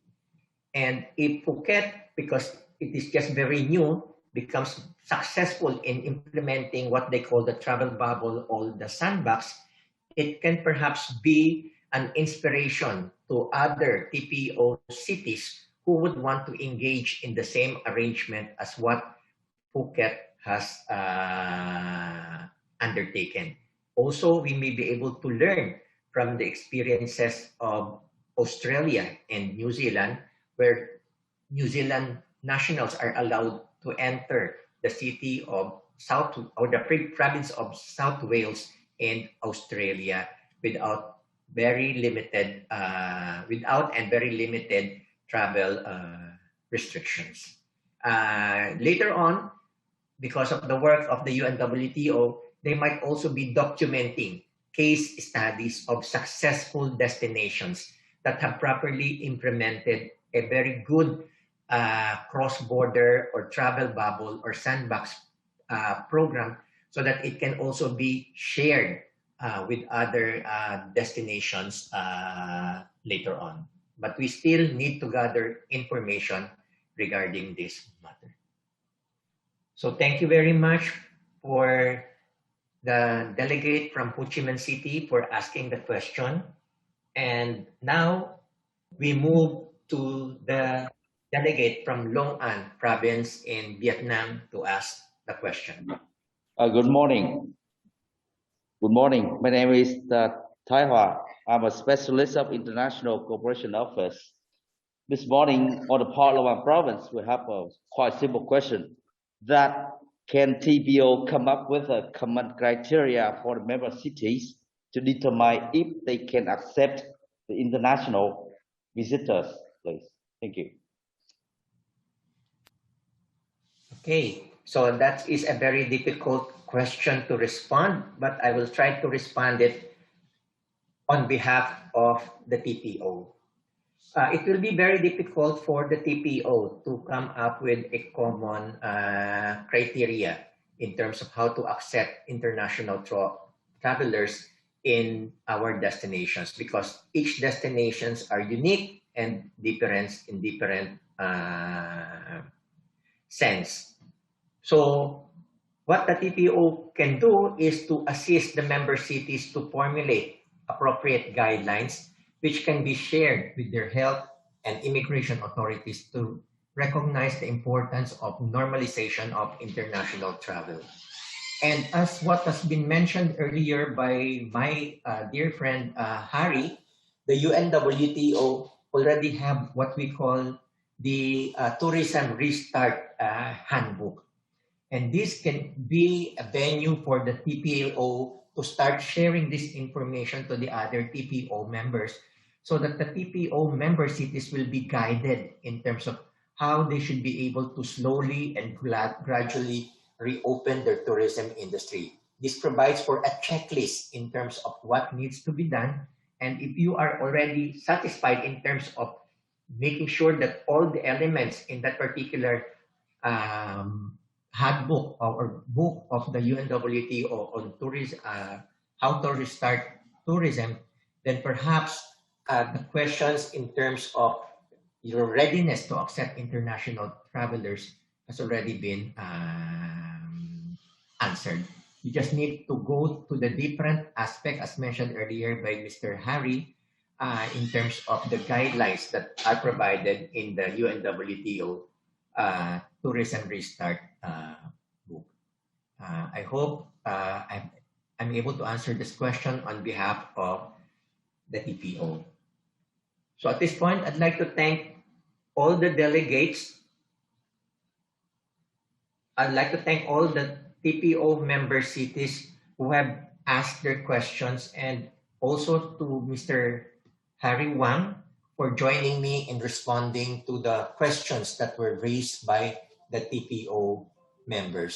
So we now move to the second part of this session, wherein we will be entertaining suggestions from the member cities. So as a guideline, each delegate is given 3 minutes to introduce their suggestion. After each suggestion, I will provide a response on behalf of the TPO. So let us call on the first delegate to ask the question, the delegate from the Busan Metropolitan City in Korea, to introduce their suggestion. 여러분 반갑습니다. 대한민국 부산시 관광진흥과 이경택 팀장입니다. 오늘 이렇게 제2회 TPO 웨비나에서 제언을 하게 되어 영광입니다. Good morning to our respected members of TPO, distinguished guests, and ladies and gentlemen. I'm Lee Kyung-tak, team leader of the Tourism Promotion Division for Busan Metropolitan City. On behalf of Busan Metropolitan City, it's my absolute honor and pleasure to make a suggestion concerning the resumption of the international tourism at the second TPO webinar today. 우리 모두가 알다시피 각국 정부들은 코로나 백신 접종을 확대하고 국경을 넘는 여행 규제를 해제하기 위해 시작하고 있습니다. 이러한 긍정적인 상황에서 국제여행은 향후 몇 달 동안 점점 더 개선될 것으로 예상됩니다. As we all know, governments are expanding vaccination efforts and beginning to lift cross-border travel restrictions. Under such upbeat circumstances, international travel is increasingly expected to improve over the coming month. 이에 발맞춰 부산시도 해외 관광객들의 부산 관광을 지원하기 위해 부산 지역 안심관광지 10곳을 선정하고 안심관광 토탈 패키지 상품을 개발하였습니다. In line with this, the Busan city government has selected 10 tourist spots and developed safe tour total packages to assist international tourists to travel to Busan. 부산 안심관광 토탈 패키지는 부산 김해의 안심공항을 시작으로 백신 버스, 안심 숙소, 숙박이 포함된 요트, 안심 쇼핑 구역, 안심 관광지를 연계하는 상품으로 구성되어 있습니다. Starting from Busan Gimhae Safe Airport, the Busan Safe Tourism Total Package consists of products by linking to disinfected buses, safe accommodation inclusive of yacht tour, safe shopping areas, and safe tourist spots. 또한 부산 김해국제공항을 트래블 버블 대상공항으로 지정받기 위해 단계별 방역 체계를 구축하는 등 국제관광 재개에 대비해 적극적으로 노력하고 있습니다. As well, we have established a quarantine system at the Gimhae International Airport in order for it to be designated as a travel bubble airport and reinvigorate tourism. TPO 회원 도시와도 상호 트래블 버블이 가능하길 기대하고 있습니다. 곧 다시 직접 만나 뵙기를 고대합니다. 감사합니다. We, the Busan Metropolitan City Government, really hope that we can implement travel bubbles through mutual cooperation with our member cities. I'm truly looking forward to sitting down for in-person meetings soon and hope to meet you all again. Thank you very much indeed. Okay. So let me respond on behalf of the TPO. So firstly, on behalf of the TPO, we would like to congratulate the Busan Metropolitan City for designating 10 safe tourist spots, developing what they call the Safe Tour Total Package products, and also forming a travel network among public and private organizations for joint response, and establishing an efficient system at Gimhae International Airport for arriving international tourists. Indeed, these measures will help in the fast recovery of the tourism industry of Busan. Your efforts are very much aligned with the earlier presentation on the travel bubble and what has been outlined in the UNWTO book on restarting tourism that seeks to promote safe haven for tourists and at the same time provide a quick wins to reinvigorate international tourism at this time of pandemic. Your suggestion on the travel bubble is worthwhile, as most countries in the Asia-Pacific region are creating already what we call travel bubble. Perhaps it can also be a possibility for TPO member cities to engage in such kind of an arrangement after learning from what you are doing and also after learning from this particular webinar. However, we just like to stress that there should be careful analysis of the condition of each TPO city should they desire or seek to determine the creation of what they call the travel bubble. What is very important again is in terms of to determine the pace of vaccination among its citizens first, and second also to look at markets where there are already many vaccinated tourists in that particular source market.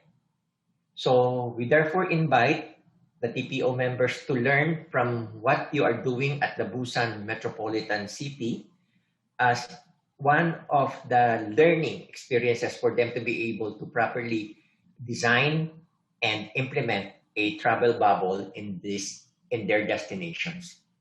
So on the other hand, the TPO can also provide support in developing the travel bubble. Like for example, as what was mentioned earlier, if you have already that particular information on the 10 safe tourist spot, and at the same time the tour packages, then this can be shared by the TPO in its website and also among its members who might have an interest to visit your city in the near future. Thank you very much.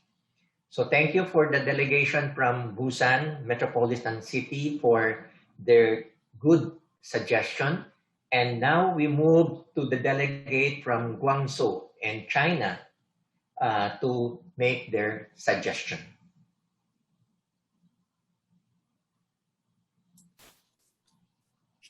主席先生，各位亚太城市旅游振兴机构会员城市的朋友们，大家上午好。我是广州市文化广电旅游局一期调研员祝红斌，很高兴能够在这次会议上与大家视频相聚。熏风韵解饮新凉，小暑神清夏日长。广州的小暑，白云悠悠，万里晴空。经历了疫情的广州文旅迎来了复苏发展的时节。正如前面嘉宾演说中带来的信息一样，2020年是世界旅游业最糟糕的一年，广州的旅游市场一样不能独善其身，受到了前所未有的打击。但是从广州今年一些重要的时间节点的，还是抱有殷切的期望。广州作为国家中心城市之一，不仅是国内重要的旅游客源地，也是国内最重要的假日旅游目的地之一。从国内主要大数据运营商和 OTA 龙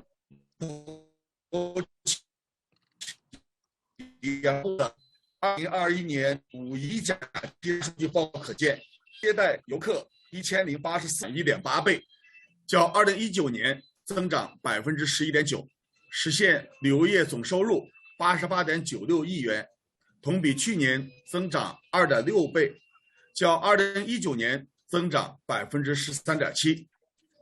接待人数和旅游业收入在国内一线城市中名列前茅，全市文化旅游市场呈现火爆景象，假日经济效应显著。广州市的文化旅游市场的复苏，政府坚强有力的疫情防控功不可没。截止6月21日24时，广州市累计接种1798万剂次，1074万人，其中722万人已完成。同时，广州市政府坚持科学防控，采取预约、限流、错峰、扫码、测温，得到了控制。广州的文旅复苏举措取得了漂亮的成绩。在接下来的日子里，我们将配合国家和省市重大重要外交活动，继续依托国际重要社交平台、行业专业机构、侨胞侨民社团，以我们广州和广州国际有成艺术团文化品牌为依托，积极创新对外文化交流形式，采用线上线下相结合的方式，讲好中国故事、广州故事，展示广州新时代多姿多彩的城市文化形象。作为广州旅游市场振兴的重要事件之一，中国国内历史最悠久的专业国际旅游展第29届广州国际旅游展览会将于今年的8月5日至7日举行。目前已经有20多个国家和地区注册了本届广州国际旅游展线上参展。在此，诚挚邀请亚太城市振兴机构的会员城市参加第29届广州国际旅游展览会线上展会。具体详情请查询 GITF 官网。由于国内部分城市的零星病例的存在，全球部分国家疫情的失控，使得我们必须保持警醒。疫情防控将在一定时期内常态化的存在。我们在振兴亚太旅游市场的同时，疫情的防控的弦不能松，即使这样会影响未来旅游市场的运作模式。希望亚太城市旅游振兴机构会员城市的朋友们能够携手共进，资源共享，互为客源，一起为我们亚太城市旅游的振兴做出应有的贡献。谢谢大家的聆听，祝大家身体健康，万事如意。广州欢迎您。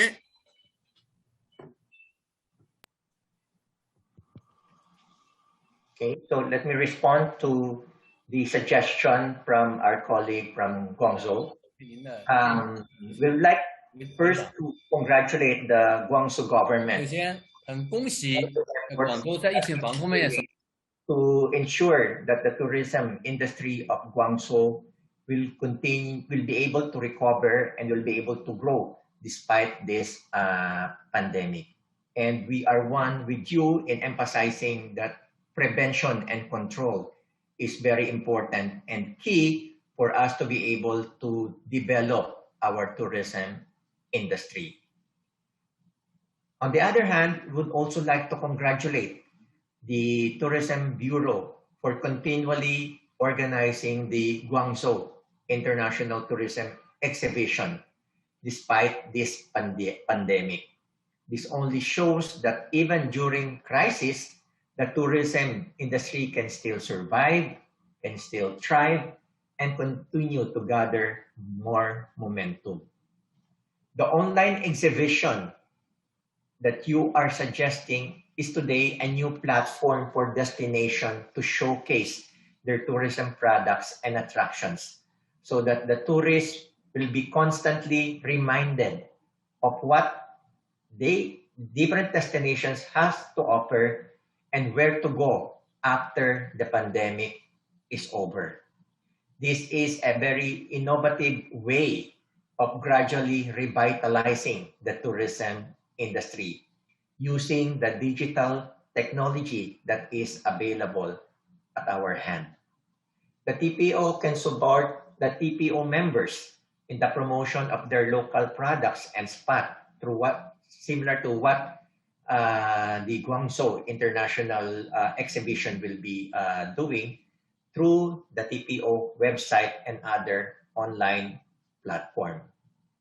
We would be glad if you can provide more information of the event to the TPO so that the TPO Secretariat can disseminate the invitation to the Guangzhou International Exhibition among the TPO members.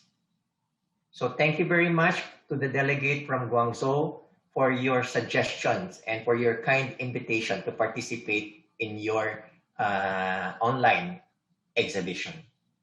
Now we move to the delegate from Jakarta, Indonesia, to introduce their suggestion. Thank you very much. We have a very simple suggestion actually. This is about data. So again, this is about data. We do think that providing and sharing data is the most important thing for us now, so that we can learn from each other and that we can support each other. We do need the data about the COVID-19 status in our member cities and also about the vaccinated area. Again, this is important for us to learn from each other and at the same time to gain the confidence and the trust from the tourists so that they will come to our country. Hopefully, we can overcome this problem in the very near future. Thank you from Jakarta. I am extremely happy that you mentioned about the importance of data and also the importance of information sharing. At this time of pandemic and crisis, it is crucial that we exactly know what is happening, where it is happening, and how do we move forward. With accurate, reliable, and timely information, we'll be able to make the appropriate decision when to reopen our tourism industry and what measures must be in place to prevent the further spread of the virus in our destination. And as again, we have stressed all throughout this particular webinar, the UNWTO, the TPO, and even other international organizations are one with you, the delegate from Jakarta, in terms of stressing the importance of data, not only for tourists to determine when and where to go after this pandemic is over or when everything has normalized, but also for businesses to access the situation on the ground and to develop appropriate programs in response to the crisis and government to respond accordingly. The UNWTO has already got some information in their tourism tracker website, and perhaps again, the TPO can replicate that website of the WTO and share it with the TPO members. As we always say it, data is knowledge, and we must be able to use it to our advantage as we try to normalize international tourism. The TPO can serve as a repository of all health and emergency information among the member cities, which can be shared not only with the member cities, but also other international tourist community with interest to visit TPO member cities in the future. So thank you very much to the delegate from Jakarta for the suggestion. Now we move to the delegate from Vũng Tàu in Vietnam to present their suggestion.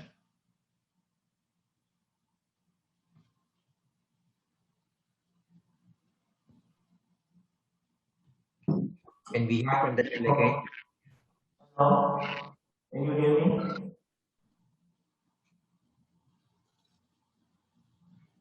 Yes, we can hear. Yes, I can hear you. Do you hear me? Hello? Can you speak clearly? Yeah. Hello? Can you speak clearly? Hello? Hello? Can you hear me? Yes, that's clear. So my suggestion is TPO should be a bridge to be more connecting, introducing and promoting about cities, member with non-cities, member of the TPO in order to have tourists know more around and come to Vũng Tàu city. Okay. So on behalf of the TPO, we would like to emphasize that the objective of the TPO is to serve as a venue for members and also to non-member cities and provinces to exchange information and to promote their destinations. Over the past years, the TPO has been a formidable platform in assisting members through seminars, through forum, and even exhibition and annual General Assembly. While the pandemic has limited the TPO's ability to pursue these activities, the digital and online services has offered a new way for the TPO to serve its members. Just like this webinar, the TPO is reaching out to the members and non-members to learn, share, and exchange experiences. So as suggested by our delegate from Vũng Tàu, the TPO will remain committed to engage its members in cooperative, collaborative, and mutual endeavors to achieve the common goals of tourism growth, not only now, but when the pandemic is over. The TPO will support the Vũng Tàu city to inform international tourists on health protocols, guidelines, and measures, thereby assure the health and safety when they visit the city of Vũng Tàu. And those information you can just provide to the TPO, and we'll be able to share it to the rest of the international community. Thank you very much to the delegate from Vung Tau for your contribution to the suggestion. So we now move to the delegate from Ipoh in Malaysia for their suggestion. Hello. Hello. Yes, Datu. Thank you, Mr. Rolando. I have a very simple suggestion. It's about there is a possibility that one of the prerequisites for international travel in the future is proof of vaccination. Thanks to the modern medicine, the possibility of the controlling the virus is no longer out of our reach. Several vaccines passed the last stage of clinical trials and now being used to prevent people from being infected. If this vaccination speed continues, it won't be long before the majority of the population in the world is immunized against the virus. Therefore, I suggest the cooperation among TPO members to share the latest information on health guidelines for entering the country is seen vital for resumption of international travel.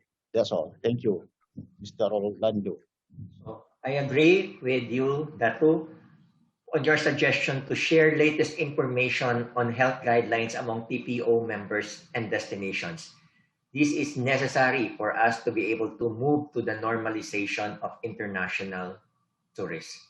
As we always say it, the best decision on when and how to reopen our tourist destination depends largely on the availability of information.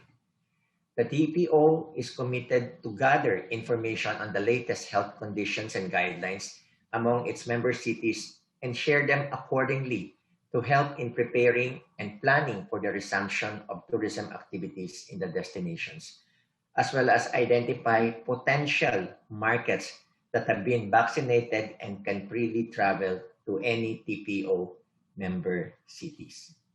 The TPO will also collect data on the entry requirements in terms of what are the new regulations and rules, such as quarantine, testing, and vaccine certificate that are needed to guide the formulation of policies in the destinations or among TPO cities to allow the entry of international tourists. Again, this goes back to what was mentioned earlier in terms of the importance of information and the sharing of information.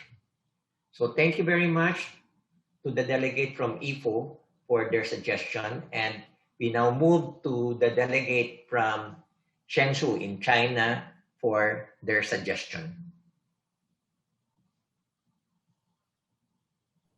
Thank you, sir. 191先生，各位 TPO 会员同事代表、朋友们、同志们、先生们，我是中国河南郑州市文化广电和旅游局副局长李成伟，我在郑州向大家问好。一场新冠疫情使全球旅游业几乎陷入停滞，疫情防控常态化背景下，推进旅游业复苏成为各国的关切。感谢亚太城市旅游振兴机构 TPO 数级组织这次国际旅游正常化政策研讨视频会议，聚焦国际旅游重启，为疫情下的全球旅游业复苏探寻答案。郑州是中华民族和华夏文明的重要发祥地，也是一座拥有3600年建城史的历史名城。山和祖国古今辉映，是郑州最具特色的文旅名片。山就是中岳中山，天地之中，天下第一名唱少林寺，中国自古以来的4大著名书院的孙杨书院，中国最早的天安台、观星台，中国瑰宝汉三线等丰富的历史遗存，让这一世界文化遗产成为中华文化源远流长的见证。河就是母亲河，黄河，民族之魂。郑州拥有83处国保单位，居八大古都第2位。河洛汇流的太极奇观，楚河汉界的马鸣萧萧，景色宜人的黄河文化公园，以及黄河博物馆，只有河南剧场讲述着生生不息的黄河故事。主以人文始祖轩辕皇帝，5000多年前，皇帝在此繁衍生息，建都创业，连续举办的17届的3月3拜轩辕的盛典，共筑了华夏儿女同根同祖同源、和平和睦和谐的精神家园。国即河洛古国，文明之源，8000多年的裴岗文化，6000年的大河村文化，5300年的仰韶中晚期文化，3600年的商代王朝文化，生动显露了中华文明起源。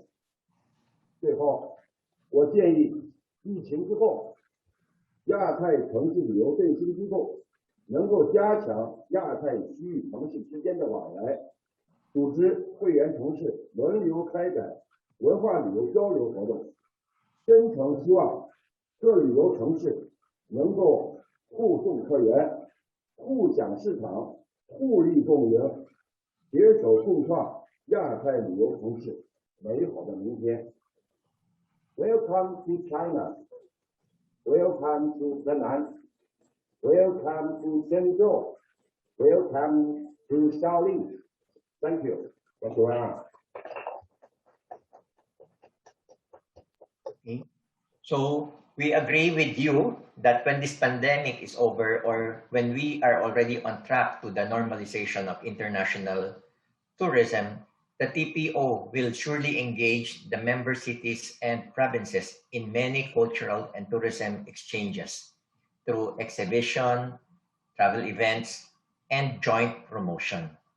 Through this manner, the TPO will facilitate the flow of more tourists from the member cities, mobilize tourism investment, and at the same time also increase the revenue and employment opportunities for local communities.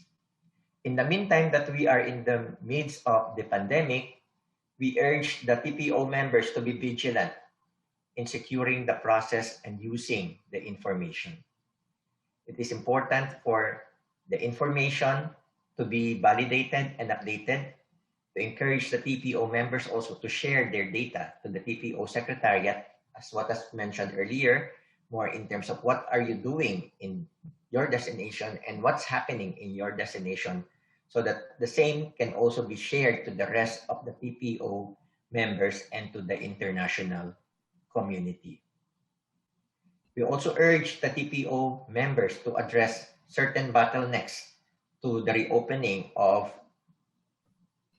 international tourism, most especially to those that are already vaccinated, so that they will be able to freely enter the destinations. And again, emphasizing on the cultural exchanges, that is one of the pillars why the TPO has been created, to provide support to all the members in terms of exchanging information, exchanging cultural experiences, and also in terms of exchanging tourism collaboration.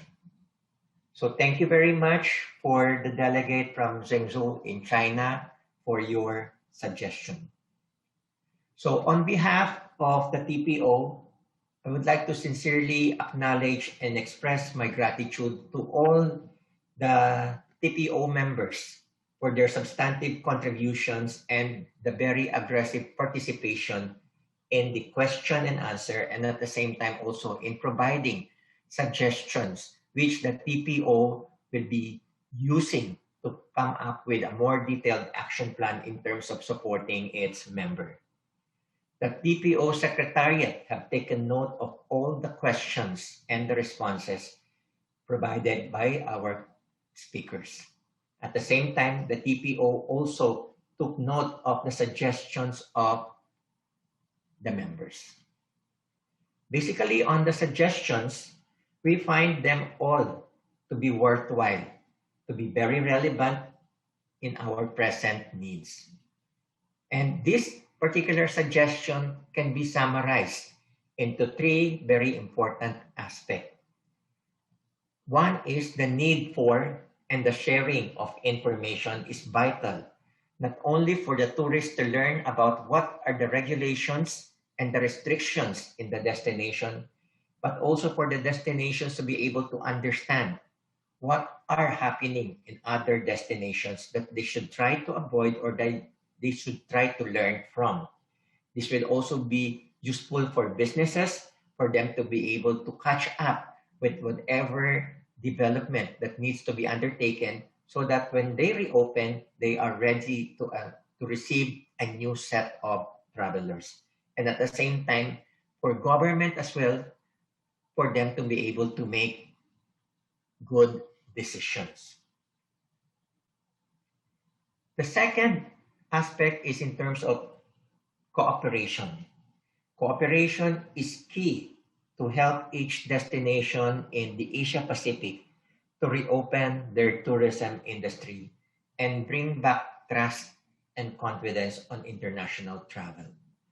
So the role of TPO on this aspect will be very crucial to serve as a bridge, as mentioned earlier, and to connect members to implement possible travel bubble, sandbox, or other initiatives just like the digital vaccine passport and other measures to normalize international tourism in the Asia Pacific region.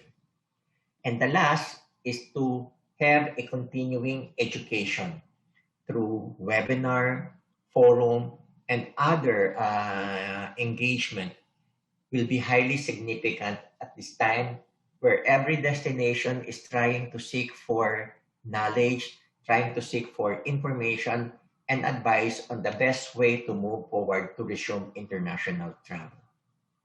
As the UNWTO has indicated in its Restart Tourism report, there are certain elements that will be required for us to resume international tourism. First is, as emphasized by Mr. Harry, for us to be able to accelerate the global vaccination rollout for each destination and at the same time to ensure that the source markets have already received their full vaccination. Second is to invest in digital solution for us to be able to adapt to a new normal of accepting digital vaccine passport and the like. And the third is to formulate common and clear rules from the national to the local government that will be shared to the tourists and to the other interested parties about the destination.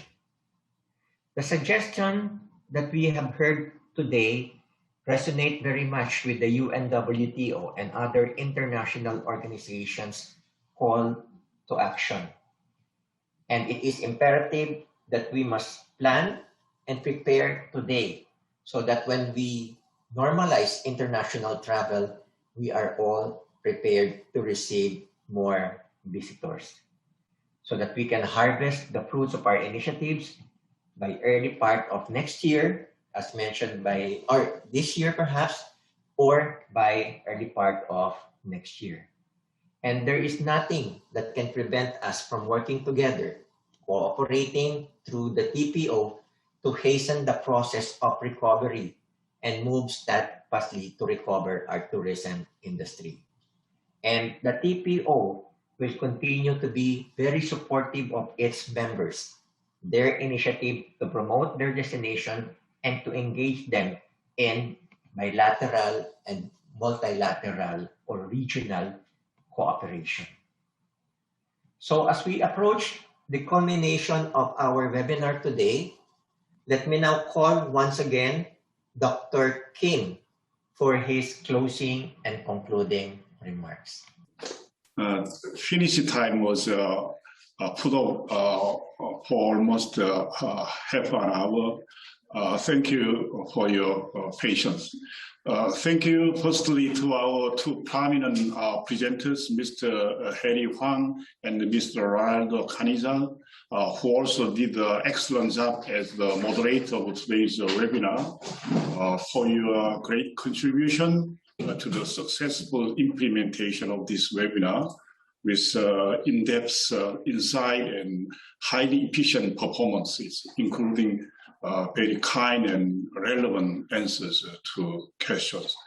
Thank you also to all representatives of TPO member government and potential member government for your active participation, creative ideas and suggestions. We will use all these as referential materials for better serving our members. I hope this webinar could have been useful in helping our member cities to take initiatives more confidently in formulating practical and rational measures to normalize tourism, both at domestic and international levels, at any time when corona pandemic is brought under control. Besides our other activities like General Assembly, TPO Forum, exhibition, and intercity exchange program, TPO will continue to organize such online and offline seminars aimed at improving awakening of our member cities and knowledge and information necessary when member government make policies for promoting tourism in our member cities. Thank you all once again. Take good care of yourself until we meet again. Thank you. Thank you very much, Mr. Kim, for your concluding statements. We are over the time, but before we close, can I request all the participants to please turn their camera for a group photo. So we will going to have 3 shots. The first one is a formal photo. The second one is an informal and a walkie shot. And the third shot will be the smiling faces of all the participants attending this webinar. So can we have a cue from the Secretariat? So first we'll have a formal shot.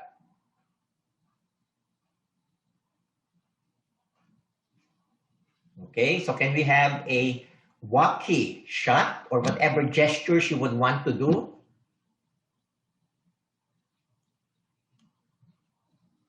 Okay, and the third shots will be smiling faces of all the participants.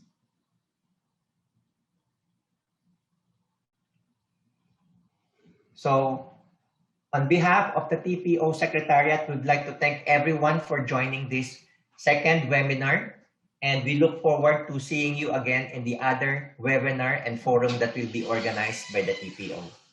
Thank you and kamsahamnida.